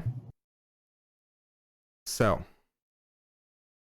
it alights on top of a lower shelf in the section for the teas, and it kind of starts pecking at the relevant tome.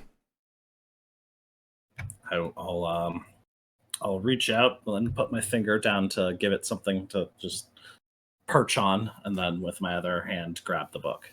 Okay. So I'm going to do a GM shift here. Okay. You touch the bird, which is made out of paper. No. Whoops. And you also touch the book. And you Whoops. absorb both things. The bird seems to flutter and then flop inertly to the ground as you've kind of absorbed the knowledge associated with it. And the thing that it is it's a memo to archivist Jazir. Stop making origami cranes. Oh. And it literally just like a hand, like an angry note says they get everywhere. And the next thing that happens is you absorb all of the names in the book, and it's overwhelming. You are a new admittance. Your name is not anywhere, but you start feeling the stories of each of these people that have come in, stories of despair, stories of trauma, stories of hope, and all of these notes attached to somebody who you realize is getting more and more depressed the more they read about the war. All of the notes, they start at the very earliest entries at the beginning, they start very kind of almost upbeat, but the older that the stories get, the more overwhelming it is, and you can tell that the person had to leave, and they're no longer there. They just, at the end of the volume, it says, "I hate everything. I hate this place. I hate the gray, and I hate myself most of all. And I need you to take a despair." Whoa, what happened? Are you alright? What did I you think- do? I think Twig might actually black out from this. Oh shit. I'm gonna catch him. Them. Alright. Yeah, that's a lot. I'm just imagining that much information would be like trying to catch a fire hose of food. Absolutely. It is overwhelming. It just to take up that much emotional trauma and bandwidth in one moment, and you're out. Yeah, I just kind of like Yay. the unmoving bird in one hand and the book in the other, and I just kind of slump over to the side. Yeah, absolutely. And yeah. Well, luckily, I think Gav has experience in carrying down soldiers from the field, so I'm going to say she's going to, like, fireman carry you out of the archive room. Twig's not super big. Twig's like 5'7". Absolutely. Great. This is just the records room. Just one final check. There's nothing here about the war or why no one can talk about it. Well, I think that there would be nothing here. I think it would probably be just like the more you flip through notes when they say about the like, I think some of these entries, as you kind of flip through them, they have notes that are just like, can't talk about the war, seems to be traumatized. One note is actually kind of like stands out to you, that it says literally just half is half geriatric, half young. How did this happen? What? Yeah, it's just a lot of it, like you start realizing, and you kind of like put the two together, that some of this stuff is like, the product of like hate cysts, basically kind of these unexploded ordnance that have like a mind of their own, and some of which have kind of like, basically had almost like a Chernobyl like effect throughout Saturnine where they've landed. And some of this stuff is just, it's horrifying to hear about, and some of it's just really sad. Also, bearing in mind that you absorbed all of that information, Twig, I am going to give you one hidden knowledge. because you as you kind of I think you probably absorbed kind of like the pattern and understanding of people that had experienced trauma from the war. That makes sense. Cool. Yeah, so I think you drag them back, and I think that, yeah, you're out for a while. I think that was a lot. That was a lot. That makes a lot of sense. And I think probably in this time, you have to spend a few hours just kind of like flipping through those books to just kind of like gather the information that you do, Gavriel. Yeah, and so would I be in the right of it being like there's some sort of ordinance in place essentially where no one is allowed to discuss the war, just the after effects of it? You kind of get the feeling that like people are trying to describe things that they have no recollection of. You have a feeling people can't discuss the war. So this is in totality, everyone is having this problem when it comes to this blank spot about the war. But almost all of the Vizsla know that they all left because of a war. Yeah, absolutely. Okay. Yeah. That's Great. Kind of like it's the lack of kind of qualia and description that is kind of what's missing from these descriptions. But people still, I'm getting the sense that the majority of people, even though they can't recollect the full reasons as to why they left actuality because of the war, many, if not most of them, are recalling their immediate lives after a period of time. Yeah, absolutely. Okay. So my theory about myself is correct. Mm-hmm. That this is unusual. Yeah. Well, that's the other thing is, yeah, you find very few instances. Like, what was it? You also kind of gather notes. And I think the thing that is interesting to you about, I think there's probably one additional part of your note. In addition to Jiren, in probably kind of scrawled, kind of half erased pencil, you see different decade, how? Question mark. What was that? Different decade, how? Question Different mark. Decade, how? Yeah. Okay. And I'd say it takes probably the full part of the workday for Twigg to kind of recover. Cool. I think I definitely still have the book of all of the G's on my lap while we're back sitting in the little lounge area that I know is Maurice's place. Yeah. Maurice, how does your workday go? How do you kind of envision what you do? I think that Maurice is actually feeling like he's put out all the fires and goes about his workday with confidence. He's looking forward to meeting everyone at sundown and getting down to the bottom of it. But right now, he's just going through the day. So I guess a typical day, he'd probably see some new arrivals, right? Mm-hmm. Yeah. So he's retrieved Duncan, and it's a regular Tuesday. Absolutely. Yeah, so you get to the end after kind of having seen all of your kind of clients, kind of acting as a caseworker, and yeah, I think, do you return to the parlor, or do you make small talk with anybody? What do you do?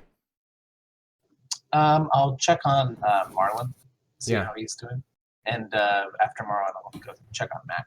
Yeah, I think Marlon is just working, and then he kind of I think as you kind of approached and you're about to open your mouth and see how he's doing, you see him put his hand up and kind of wave it in front of him, and in fire it's written "Go away." And it just hangs in the air and then dissipates as you leave. I'm gonna imagine that that's not the first time Maurice has seen that from him. Yeah, you get the sense that while Marlon caught Fire's eye, not too many other people like him all that much, and he doesn't like you. Especially with the incessant cheeriness, okay, bye-bye. Yeah, absolutely, very sociable creature. And I'll walk Duncan and kind of knock on the door of Mack's boarding room or whatever that is. Yeah. And as the door opens, or as you open it, you see Gavriel very clearly reading one of the record books, and you see Twigg passed out. And by the way, you notice a trickle of blood again coming down Twigg's nose. I think I was like sitting expectantly, wondering when you would kind of come back here. Sorry, I'm. Is Mack in the dormitory? Oh yeah, he's gone to bed.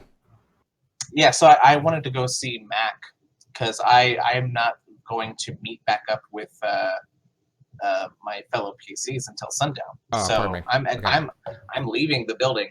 But after if Mack is asleep, I'll be like, oh, good Okay. night, sweet prince, and leave him alone. Okay. Cool. All right. Yeah. So yeah, Max asleep. Max seems to have had a very long day.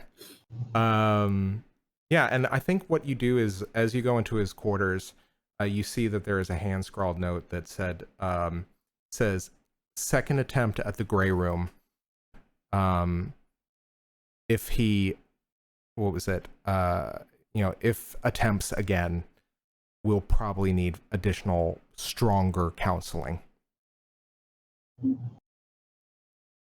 And I think, Maurice, I think that you get the idea that the Grey Room is essentially where the Grey Reapers to go to enter directly into the Grey. I think you've heard about it.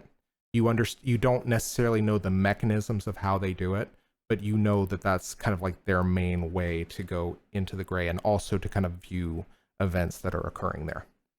So am I to take this note to mean that Mack tried to enter this room? Yeah, you can tell that basically he tried to go to the Grey is the idea. He tried to go back and he tried to follow the Grey Reapers in. Can I assess how recently this note was written? Was it between when I saw him and now? Yeah, absolutely. I think that probably one of the attendants, probably somebody who, I think that Marlon was probably in the process of kicking Mack out when you encountered him. Got it. Yeah. Can I produce like a pen and write a little note? Is this note is it on his like bedside? Is it something he can read? Yeah. Or is is it like the medical records for the doctor? It's like a medical record. It's like a chart. Yeah. Except I think it's probably on a tablet and it's just like, magically magnetic for the paper. It's just kind of stuck to it. But you can easily mark it up.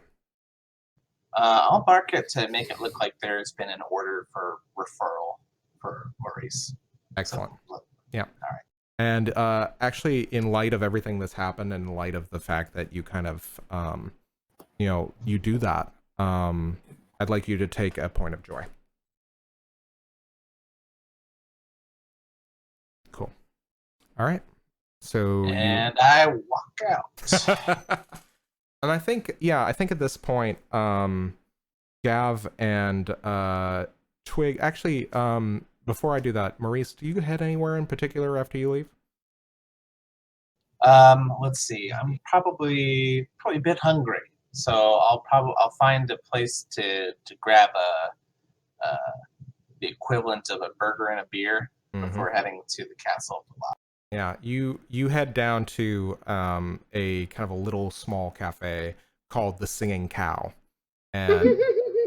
and so named because there is a cow in behind the counter that begins singing that is singing the menu as you walk in, and it's kind of like, take a bite of my flank.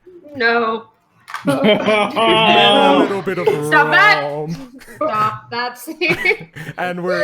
And we're gonna cut back to Gav and Twig. Twig, I think you roused from your slumber, and again your upper lip is wet. Is it the same amount? Yeah, just about. Yeah, just a small trickle.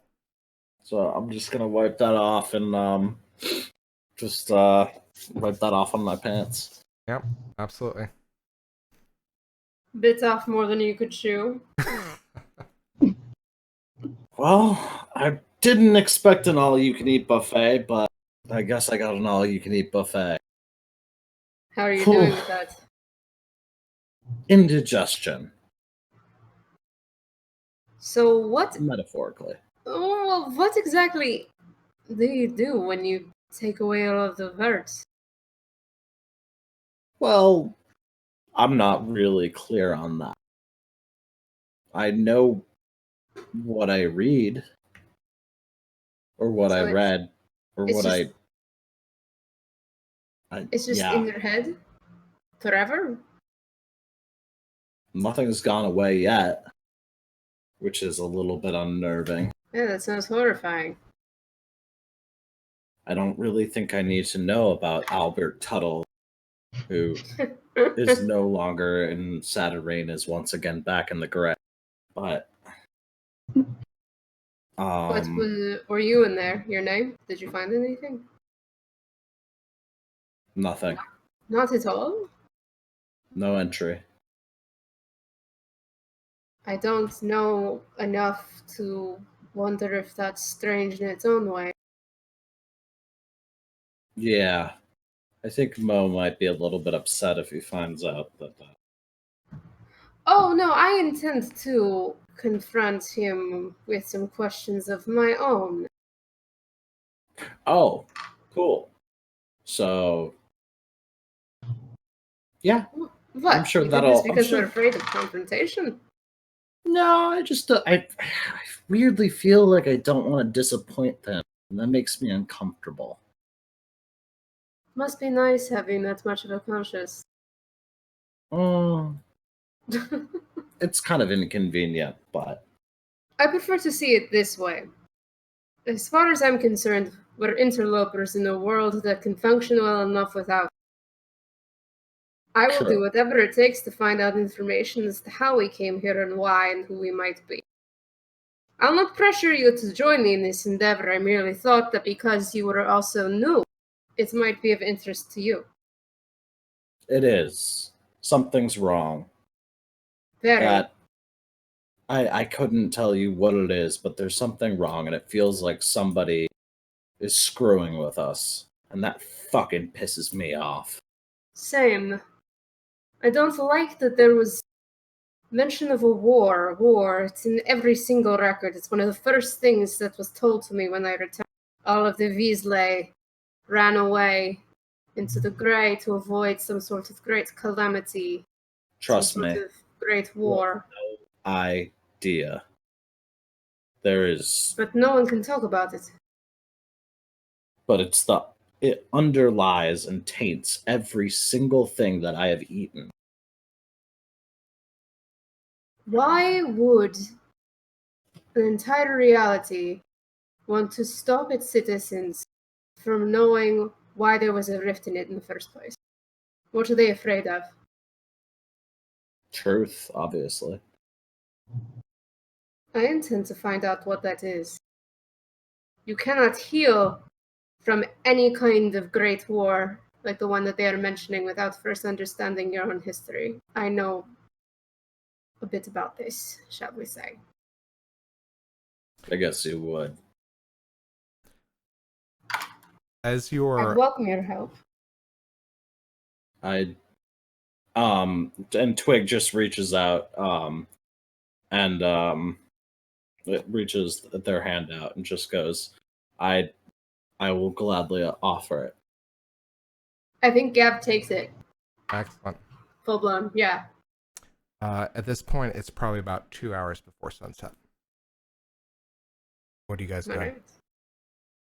How far away is it to the Castle of Lies from the Acclimation area? I actually have a pretty good idea of that. Yeah. Oh! Zach, what do I know? I'd say that with the map you've ingested, that normally if you didn't know where you were going, you had to stop for directions. It might take you probably about the better part of an hour, but you know the route. You know that basically you can walk along several very well-known pathways. You also know of the local areas of the ruined expanse which are dangerous to go in. So it probably won't take you very long, maybe about 20 minutes to get there. You have probably an hour and a half, maybe an hour and 45 minutes to kill if you want. Okay. I'd like to go back to the room and retrieve the no longer animate paper crane. Absolutely. It's a blank sheet of folded origami. Yeah. Do you put it in one of your pockets, or tuck it into a pocket? Yeah. awesome? Okay. What do we do? I mean, I am very full, but we could go get a drink. Oof. As long as it doesn't come from as long as it doesn't come from the red sun, I would be yeah, I could get a drink. Shows up to meeting hammered. So yeah, Twig, I don't think I would know where there would be like a bar or whatever in the general direction we're going. Oh, you did go to Zero's. Yeah, let's I not. don't know if I'm allowed to go back there anymore. I like that's one of the reasons why I'm suggesting a drink. I'm still a little bit hungover from that Doesn't red matter. wine. They don't even have real alcohol here in this world. It's the worst thing about it. All right. Yeah, so I think there's probably a couple of cafes and kind of like a couple of bars not far. Nothing really as descript or as with as much flair as Zero's. Basically very kind of workaday places if you want to stop in for a happy hour. Yeah. That said, Sure. there is probably a place in the Celestial Bazaar not far away that you know about. If you want to go there, Gavriel. That I know about. Yeah. Oh yeah, if I have a haunt, I'm gonna go there. Cool. So it probably takes maybe another 10-15 minutes to find the entry to the Celestial Bazaar. And one of the things that is most notable about the Celestial Bazaar is in order to enter, you basically kind of give up a very small memory. Typically, it's kind of considered kind of like a toll or a fare, a price of entry. Mm-hmm. And essentially, it's usually something like what you ate for breakfast. Yeah. Or nothing really significant. And so you guys go in. You don't really kind of get a sense of what you lost. There are what appear to be very large kind of magical mechanical kind of guards at the entrances. And just kind of like, very intrepidly standing sentinel kind of watching, looking straight ahead as people are entering. And you understand that kind of like this is the Celestial Bazaar's answer to the Thaw. Just because the Celestial Bazaar kind of exists in its own liminal space through, a port of entry, that through many ports of entry, in fact, that typically many of the merchants pay several kind of makers to make their own security, just because the Thaw tend to come only when there's major sources of chaos. So you kind of enter. And Gavriel, there is a place probably nearby, probably called the Squealing Eel, and there's no real reason for it. I think somebody just kind of like named it on a lark, but it is also the place that is that is closest to your dead drop. Yeah. Okay. I'll check the dead drop. All right. Before we go in. So there is kind of like an outcropping of one of the food stalls, not very far from where you've seen Maurice go to the Gray Memories wagon. And, the Celestial Bazaar itself is just kind of like a hustle and bustle of every possible entity within the actuality. There are demons trafficking in stolen memories. There are angels that are looking on disapprovingly from afar, while at the same time kind of chasing for different pieces of the legacy. There are Vizsla of all shapes, sizes, and kind of changery modification. There are walking, talking swans hawking special sweet meats on one side of the corner. And your dead drop is kind of positioned conveniently behind a very large kind of what looked to be kind of like a corrugated metal that seems to blend in with one of the stalls. And as you kind of move the corrugated metal, you see kind of a bygone relic, or at least kind of like, it's almost like something that was constructed from half of a memory. It's a pneumatic tube. And there's a little door, curved door with a latch. Yep. Yep. I'm gonna open it. Okay. And as you open it, you hear, and there is a glass canister with 2 notes in it. All right. 1 second, and then I open them. Okay. And as you open them, you realize that there are kind of like these automatic poems. And this is kind of like the thieves' cant, if you will, of the Invisible Sun. And one is talking profusely about how I wish I caught my eye in the sky as I made my way over hill and dale. And you understand that it is kind of in the language of this poem. It is asking for basically a bodyguard or somebody with an ability to see through details. And basically, you flip over the note, and there is an address in the Marquis Quarter, which is one of the most moneyed kind of ruling districts of the city. I fold it up, put it in my pocket. Okay. It's a job for later. Excellent. There is also a second note. Yeah. It says, and it's a picture of a dog with a large Victorian ruff around its neck. And it says, "Have you seen our missing pet?" Aww. It answers to the name of Twigg. "We would love to see him once again. Know he's safe." And you realize that it is an APB, an all points bulletin to whoever will take the job. And on the back it says reward. It's 3 mage coin.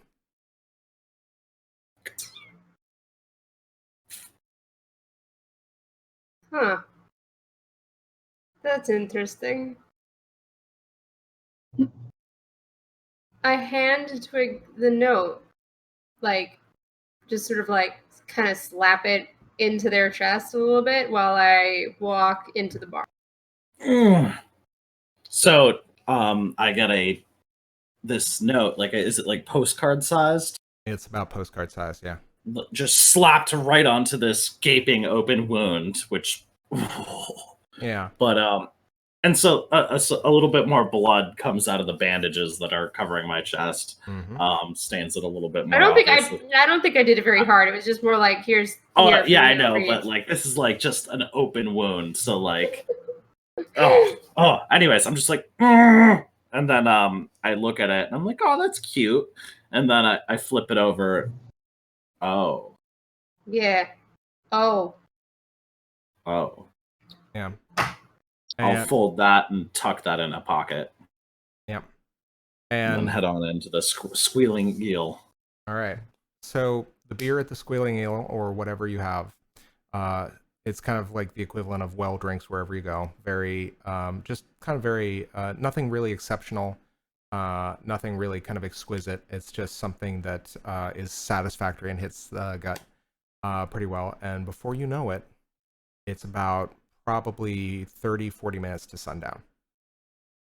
I'll pay the tab when we're about to leave. Okay. And the bartender who has the kind of these long tentacular arms that appear to be kind of manipulating glasses and kind of cleaning them very quickly, but also has this long handlebar mustache on its face, just nods and goes back to cleaning. Yeah, so do you guys start making your way towards the Castle of the Lie? Yep. All right. At least I do. And yeah, I will tag along. Yeah, I think Kyrrie, you'd be probably heading there by this time as well. Okay. Yep. And so, it's probably maybe 5-10 minutes before sundown.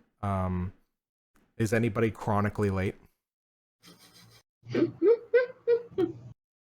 I think Maurice probably got there a good 15 minutes early and kind of poked around inside a little bit.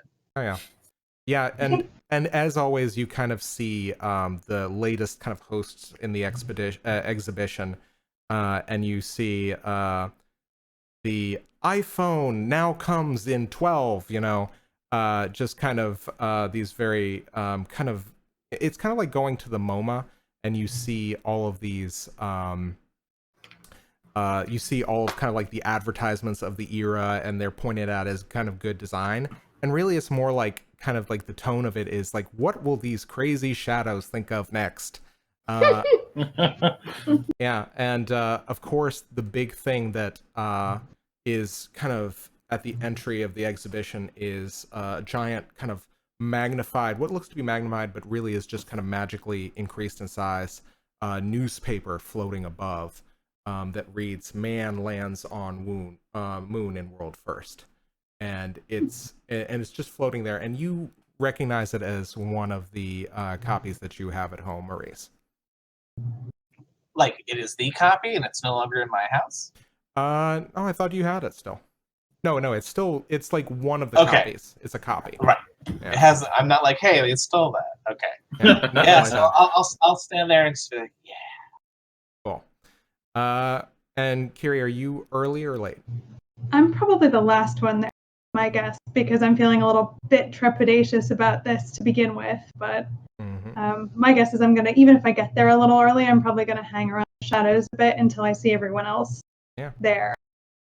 Absolutely. And I think I think Gav and Twig kind of filter in, and then you see the three of them standing at the entry to this kind of museum, honoring, not so much honoring, kind of maybe even lampooning the existence that you left. Well, this is fucking weird. Here we are.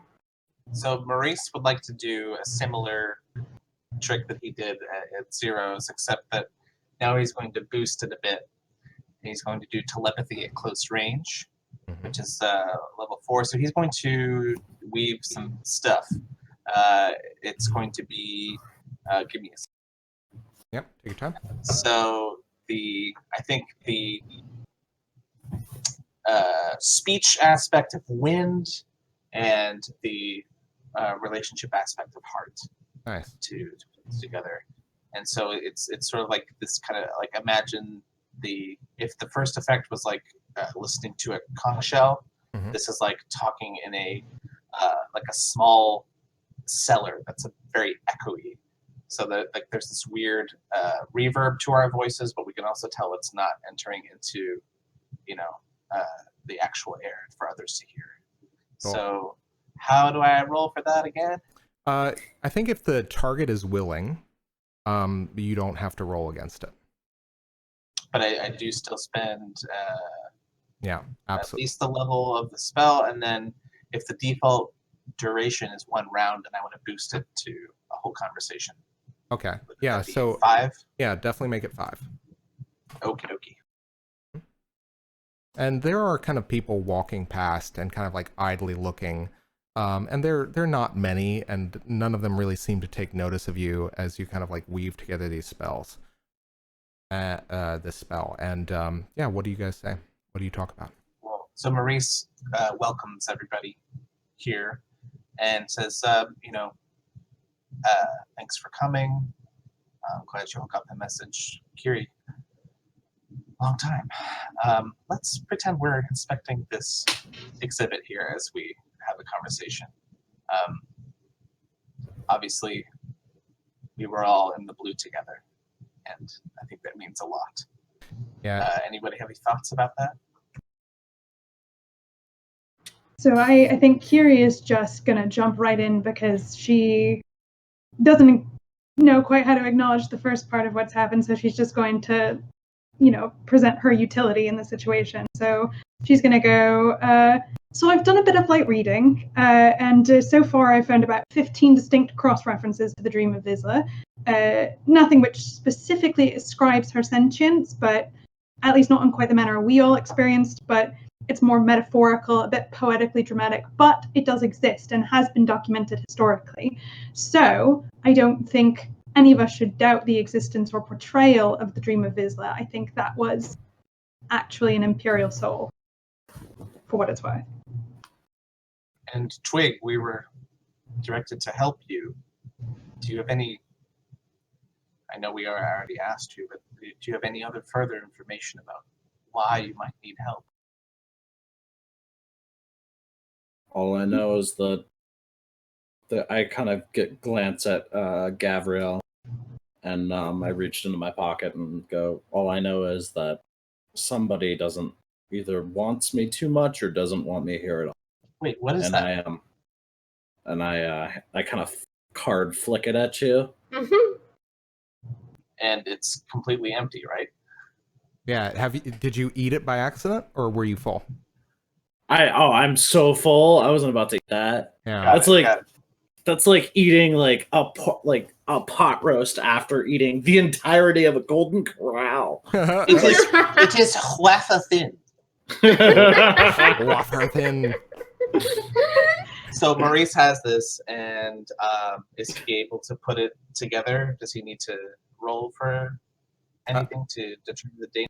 Well, I think that you probably know a little bit about what Gav maybe does, but you don't really know the specifics of it. So I'm going to make this challenge 5, and you can use perception or whatever kind of is germane. Intellect? Yeah, definitely intellect. Let's say that. All right. So I'll add 1 to the roll. Absolutely. So I'm looking to roll 4 or better. Uh-huh. 4 exactly. Oh, Woo! Perfect. Nice. Okay, so you get the idea that you understand very quickly that this is an all points bulletin. This is essentially a very coded reference to, because I think Gav has probably shown this stuff to you before.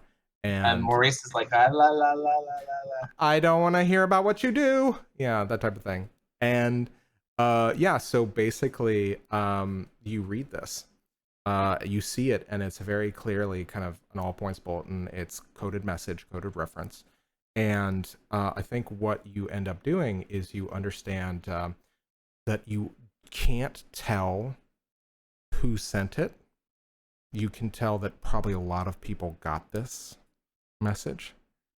And you also know that there's kind of like an expectation that there is kind of like a delivery point.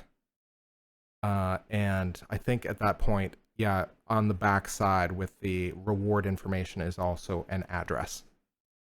And that one is in the Hollows. And you understand that the Hollows is kind of like the dangerous part of town. That's the place you have to go through to enter Fartown.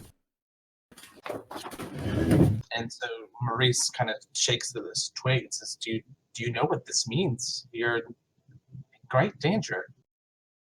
I gathered that the moment I showed up in a place I have recollection of, with no memory of who I am, with a wound the size of a fucking, I don't even know, a bread box in my chest. I mean, that's actually not so unusual. But this... Gav is standing right there with a gaping void in her chest. Yeah, there's a halo spinning. Maurice looks to Gav and says, Sorry. What does this mean? Do we go to the Hollow? Do we stay away from the Hollow? I don't know what to do.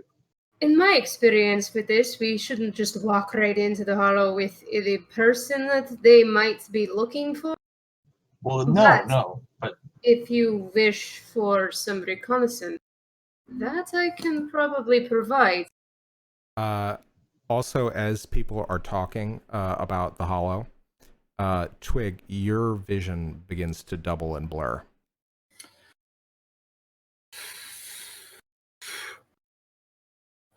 I don't feel so good, guys. Maybe we should leave. Maybe we should go home. How bad is it?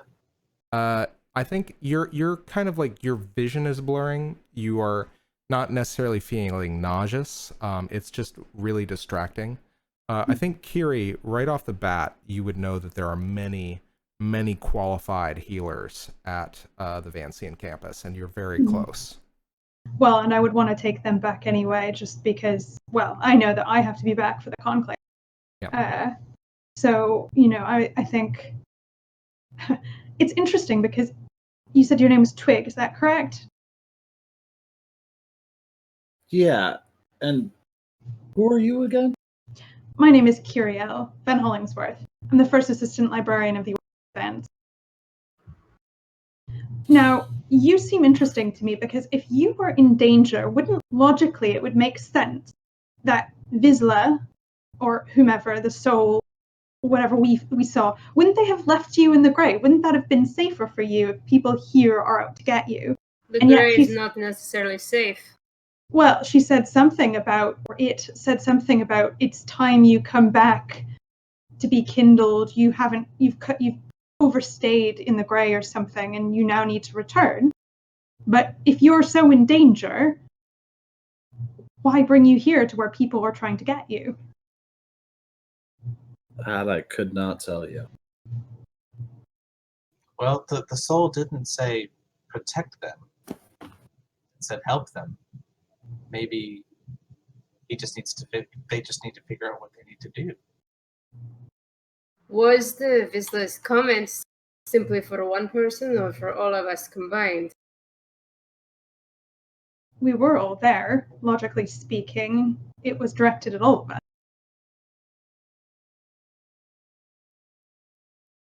There's too many questions and not enough answers, and I don't like it. Well, the one place you can find answers, library at the Order of the Vance. Although, you can't go in. I can take you to the Vancian Campus, only because there's a public ceremony going on at the moment.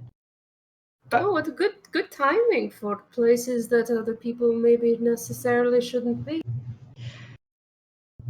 I will remind you that if you get entrance into this place, you are not to go anywhere that you are allowed. You may is a remind condition. me. And Maurice Yes. gives you a nervous glance, I Kyrrie. shall be considered reminded. We're known for being very tracked. Well, I don't know any of you, nor trust any of you, so Maurice, as the only one I know, can you keep these two under control if they come to the campus? No. Honesty, I love it. Well, it seems to me that we need information from a place that not all of us can get into. But there is a public ceremony going on, and it sounds like it's a perfect time when most of the people might not actually be in said library. Well, I don't need to let you into the library. I can get access to that at any time. But there are healers there as well, and I feel like you do not seem to be doing particularly well. Nor do I think that this particular venue on the outskirts, in the middle of a public place, is where we should be having this conversation. So perhaps we can use the hubbub of the ceremony to get us answers, or to at least get us started as to what direction we need to go in. That is exactly what I had proposed. What part of it was not clear? The breaking the rules part, or possibly getting arrested while doing it? I am doing no such thing. I don't know I who didn't you say are to you- suggest that to me, You but I don't need have to do any of those things. rules in my own order. Twig's I'm like here. visibly like kind of wobbling, but also kind of like smirking their ass off. Awesome. They're Yes, well, while we're in the process of looking for answers to more questions, Maurice, I have an interesting one for you. What? Who's Jaren? And why is his name in my file? I don't. Wait. How did you look at your file? Very inconsequential. Let's just say that a little bird gave it to me. Did you stay in the? Oh God. And Maurice, I guess, what does he know of Jaren? Nothing, right? You've never heard of Jaren. You've never heard the name in your life. Unless you wanted to divine with swordledge.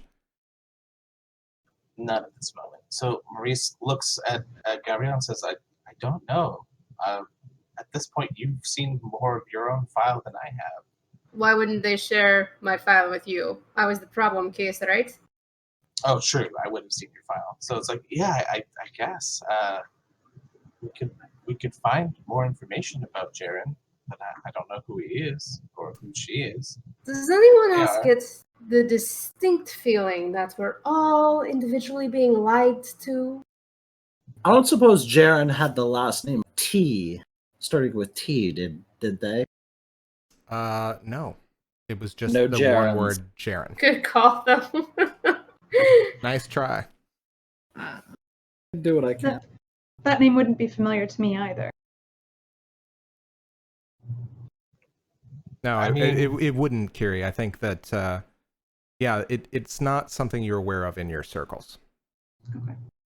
Actually, let me think. No, I think this is kind of like a new name for all of you. And Maurice, looking intently into Gavriel's eyes, says, like, if there was anything I could do that would help you remember your past, I would do it. I'm here to help you. You, I believe, because I don't think you have the wherewithal to lie about it. I have somebody Hurts a knocking little on bit. my door. I have to go deal with that. I'll be right back. Okay. All right. So we are going to take probably 1 minute, just kind of like wait. I will say, actually, while we're doing this, It's like the pause conversation wheel in a Bioware game. yeah. Critical Role, everyone. No, D&D Beyond. There we go. No, so, or Monty Cook Games, ladies and gentlemen, Monty Cook Games. So yeah, basically, I think at this point, you've been having this conversation, and I think, Kyrrie, you would know that the time for the public ceremony to begin is fast approaching. It's going to probably take about 20-30 minutes to walk back. You know the campus by heart. It's fairly lickety split, and you know that you would be able to bring in guests for the public ceremony, and when you have special dispensation, you can take guests into non-public areas, but they would have to be kind of monitored by officials of the library. But the time is fast approaching. I'd say it would be probably about 20 to 30 minutes to get there. You probably have the better part of an hour, but you'd probably want to get there sooner rather than later so you could probably get a good seat. Right. So I'm going to say to the group, well, I don't know about the rest of you, but I have to go back to the ceremony. This is kind of quite an inconvenient time for me. However, should you wish to accompany me, you are welcome to come and see this ceremony, and perhaps there will be some help for you there, Twigg. We can get to the bottom of what this blurred vision thing is that you're going through. But in the meantime, we must be really getting on if we're going to get good. Yeah, I'm not feeling so great. Maurice looks to Gavin and Twig and says, Kyrrie's one of the smartest people I know. We can trust her. We should stick together. Let's go. All I right. think Gav's in an agreement just because they're definitely going to utilize this to break into places that she shouldn't be doing. Of course. 100% going to happen. All right. Okay. Let's do get help. Oh, Get Help is so humiliating. I hate Get Help. Okay, so you guys begin making your way to the Vancian Campus, and you find yourselves in the midst of kind of like a long procession of people that are making their way. Many different kinds of Vizsla, some kind of beings that are more than just Vizsla, that are demons and kind of devils, and also angels. Everybody seems to be kind of flocking to this. And you notice that the demons and the angels are usually tethered or kind of like walking with other Vizsla. And you realize that the people who are walking with them, the Vizsla, are called Goetics. These are the people that, this is the order of an order of magic that is, premised upon the idea of essentially making contact and contracts with extra normal entities and creatures and having them do their bidding. And so you see a number of kind of strange looking creatures. You of course see many of the different kind of surreal kinds of Vizsla, many of whom are very a lot of them are very, very much kind of like geared towards things like books, as well as kind of writing and scrolls. There's somebody that basically looks like their entire, every inch of their skin is covered with long lines of prose, and everybody is making their way to the Vancian Campus. And I think, Kyrrie, could you describe for me what the Orod Memorial Lecture Hall looks like? Sure. So that would be where they're having the public ceremony. Likely they've opened the gates where the lecture hall is a building that's right off the first bit or right off the side. It has high vaulted ceilings.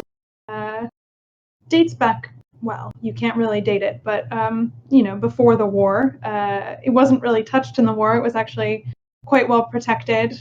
So it's very vaulted, a vast cavernous expanse. The interior is made out of sandstone and glass, and all around it, across the ceiling, are fluttering books, which occasionally perch on some of the ends of the rows of seats which have been set up specifically for this occasion. And at the very front of the lecture hall, they've put up a platform where you would normally just have podium. There's now a whole stage with a big kind of glittering, almost liquid, what in the gray would be like a screen that someone could put a presentation onto for a wide audience to view. But this liquid is more malleable. It's changing and it's shifting in the air, but it's clearly an expanse for those who are going to be presenting their research to utilize so that everyone in the lecture hall can see. And I think it's very bustling at the front. You have a lot of maybe second, third order Vances busy kind of setting up equipment, preparing. Everyone who's speak is clustered in the back. They're kind of hastily shuffling their notes, or someone is playing with a bunch of what look to be little kittens that are running around their feet. But when you look closer, the kittens are actually made up of what look like very vibrant test tubes full of chemicals. So quite literally test tube kittens. Kyrrie seems to see all of this as quite normal. It's just the hubbub of what normally goes on. So she ushers everyone through into the front and clearly is taking the lead. Yeah, absolutely. And one thing you guys also notice as you're walking into the Vancian campus, and in particular the Memorial Hall, on either side of the entrances are these towering, or kind of like, I'd say, towering maybe about 10, 15 feet high, somewhere between there, of these very stately statues. And on either side, one is has a plaque that with there's kind of a stately man holding a large book and scroll, and what looks to be what you realize, Kyrrie, is a sortier. It's essentially kind of a tool of magical focus. It's kind of a cross between a wand and a sword. And inscribed on the plaque is His Eminence Grand Magus Orod. Long may he rest. And on the other side is an equally stately woman. And in her plaque, again, her hair is kind of done up tight. Again, she's also carrying a book and a sortier, and they seem to be facing each other, looking at the entrance. And it says Her Eminence Grand Magus Zamra, long may she rest. And you would know essentially these are the co-founders of the Order of the Vance. And in front of the hall itself is a massive cherry blossom tree, and it seems as though as the kind of petals flutter down, they are written on them a single word, and those petals each read Orod, His Eminence, His Grace, His Kindness. And there is a story that is a kind of attached to this, which is basically goes into the founding of the order. But you don't have a lot of time to reminisce and read the petals as people are beginning to file in. And Kyrrie and all of you manage to find a way straight in and manage to grab your seats before you get crowded out. It is packed. And Twigg, it is especially kind of disconcerting for you because you have never seen such an assemblage of different people and creatures, and all of them are intensely murmuring and excited. And that is when all of the kind of chatter hushes to silence. And Kyrrie, you would know that this is essentially a tool many lecturers use, kind of casting a spell on students so that their chatter would not disrupt the lectures at the hall. And that is when a short woman with very dark bobbed hair steps up and says, greetings, my name is Eudora. I am a magister here at the Order of the Vance on the Vancian Campus. I am the public liaison to from the Order of the Vance to you, the people of Fartown. Welcome, all of you, to the campus. We are so glad to have you, and especially in this most stately of halls, honoring our co-founder, Orod. It is our pleasure to demonstrate to you many of the great wonders that we have been researching and working on as part of our studies. We are so excited to share with you the knowledge and the gracious gifts that our Vancian studies have given us, and we hope to make available to many of you over the course of many years of scholarship and long work and research and sacrifice in the great tradition of our founders, Orod and Zamra.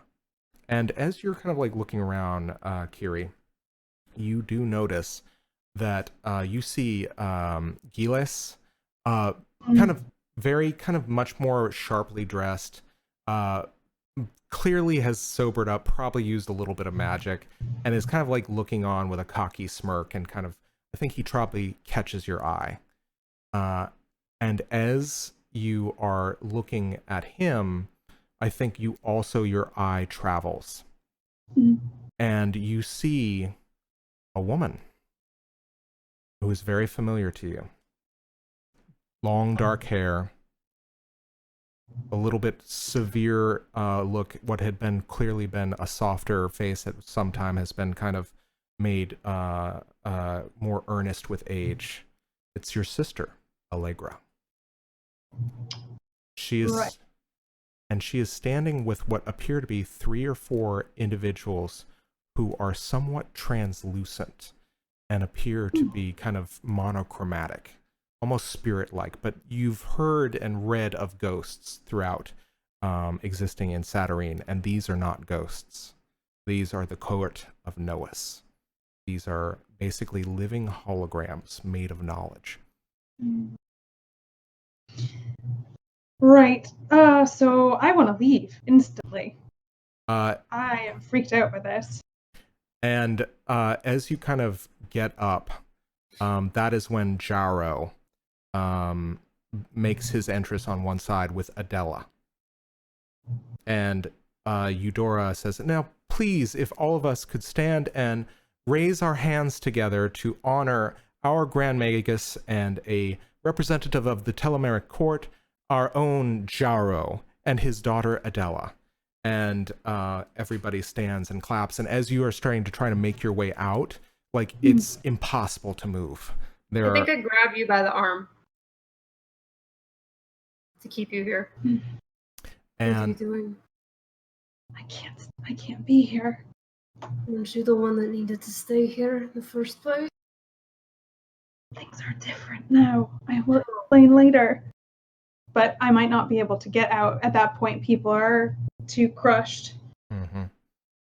And as kind of everybody's standing, you hear kind of a hush once again fall over the crowd as Jauro begins to speak and says, ladies and gentlemen, it is my pleasure to give to you with but a sampling of the Vancian knowledge to which we have earnestly worked and striven towards. I myself have made a marvelous discovery and helped shape a spell that I think will be of great interest to many Vizsla.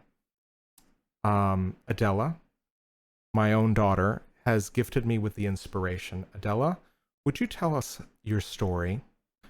And Adela, again, very shyly, gets up.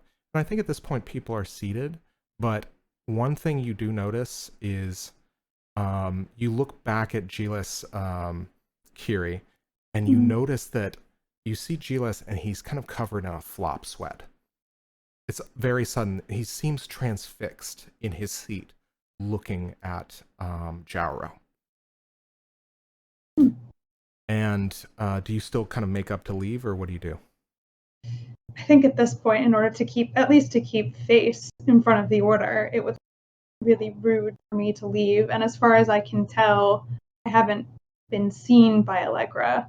I imagine we're not sitting in front of her. They're probably closer to the front. So I'm still going to try to keep a low profile, but I'm willing to kind of just like sit as everyone kind of sits down, sit down next to them. But I'm perched on the edge of my seat. I'm kind of with my eyes looking for a pathway to the door. And I'm also starting to look pretty concerned about what's happening between Giel and Jauro and what exactly is going on. I don't trust that. I'm suspicious of it. So Right. Maurice is picking up on this, and he leans over and whispers to Kyrrie. Says, "Do you need to hide?" I might. I don't know quite what's going on.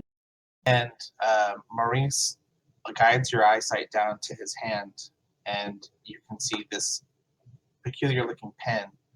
And Maurice, this is the anonymous mark.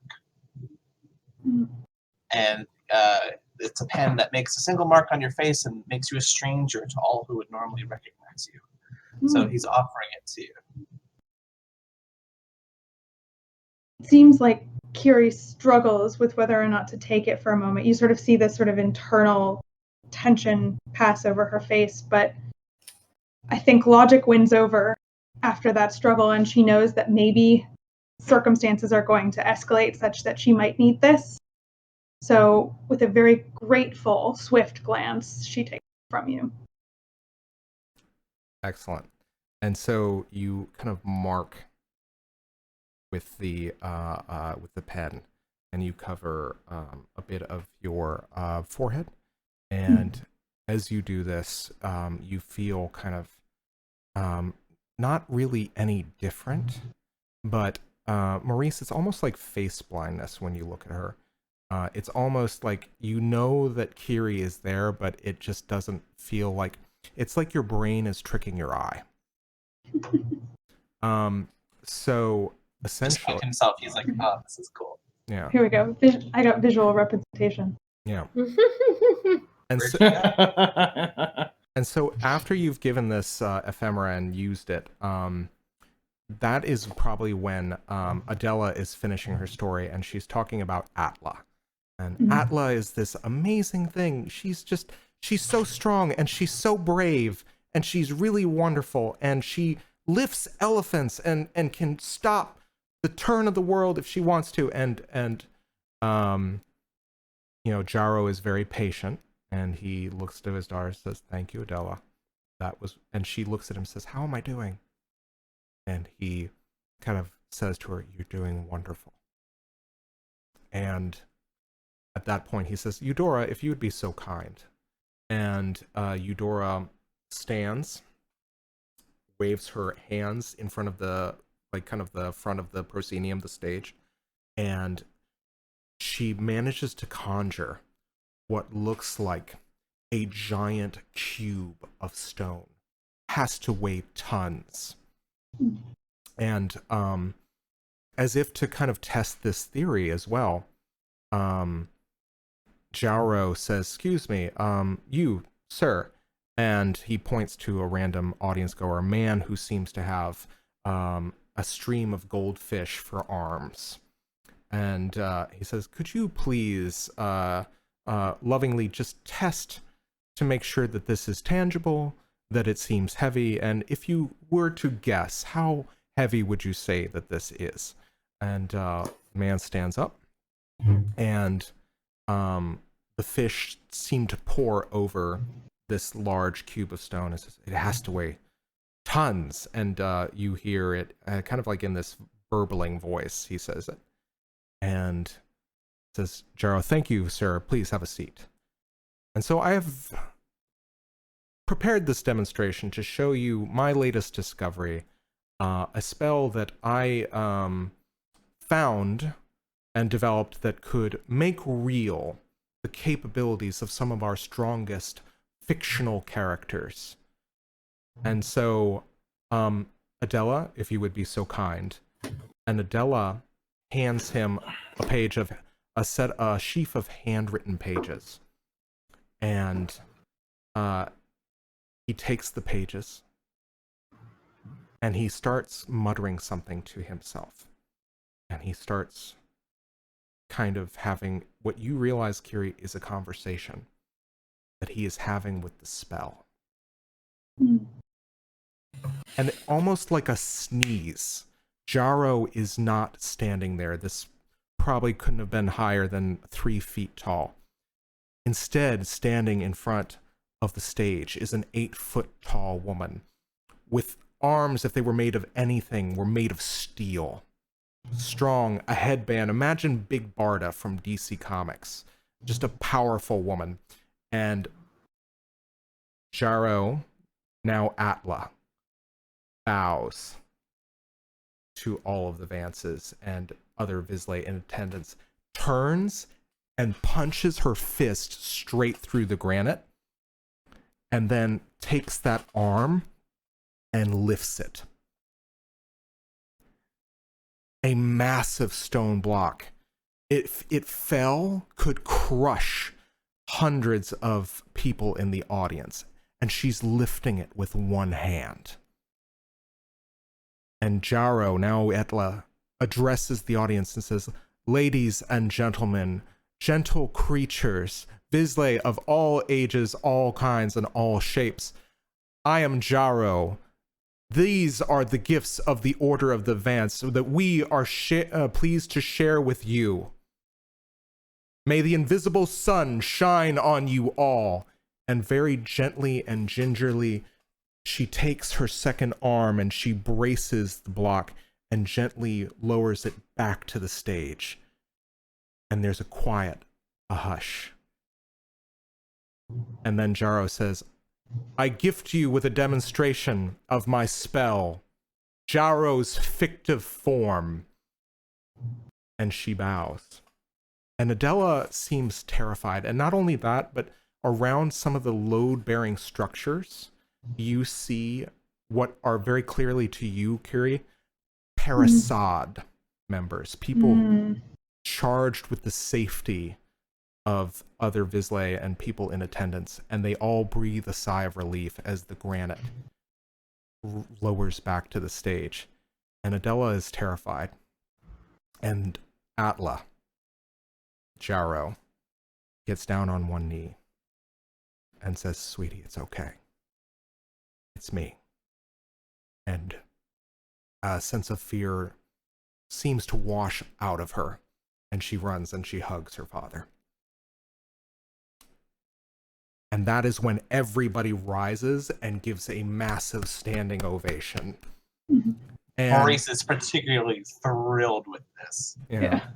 And Gav is still seated. And there are 2 things that happen. Kyrrie, as you look over, I think probably having your eye drawn by the demonstration, as you look back, Giel is nowhere to be found. It seems like nobody would leave this, particularly a Vance.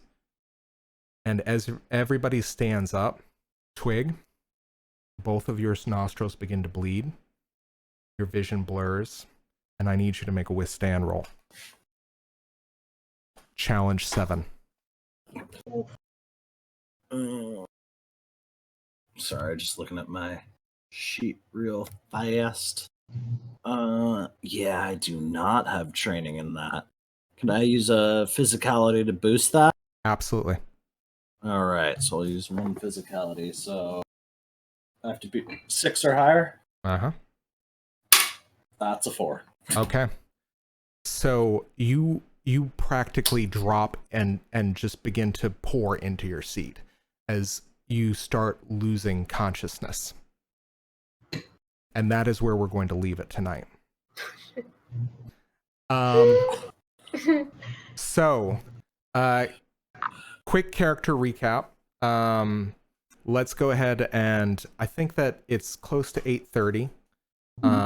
Everybody probably wants to finish the night. So we're going to do recaps later. We're also probably going to start doing side scenes and development mode scenes, which you guys will be able to see in our Discord. Or I'll go ahead and kind of send a link down to that particular channel down in the description below. We're also going to be adding some playlists for each of our characters for you guys to enjoy in between episodes. And guys, thanks so much for dealing with our technical issues, for staying and watching this really exciting story. I'm so happy that I got to share this story with you guys. And may the invisible sun shine on you all. Good night. Good night. Bye, everybody. Good night, everyone.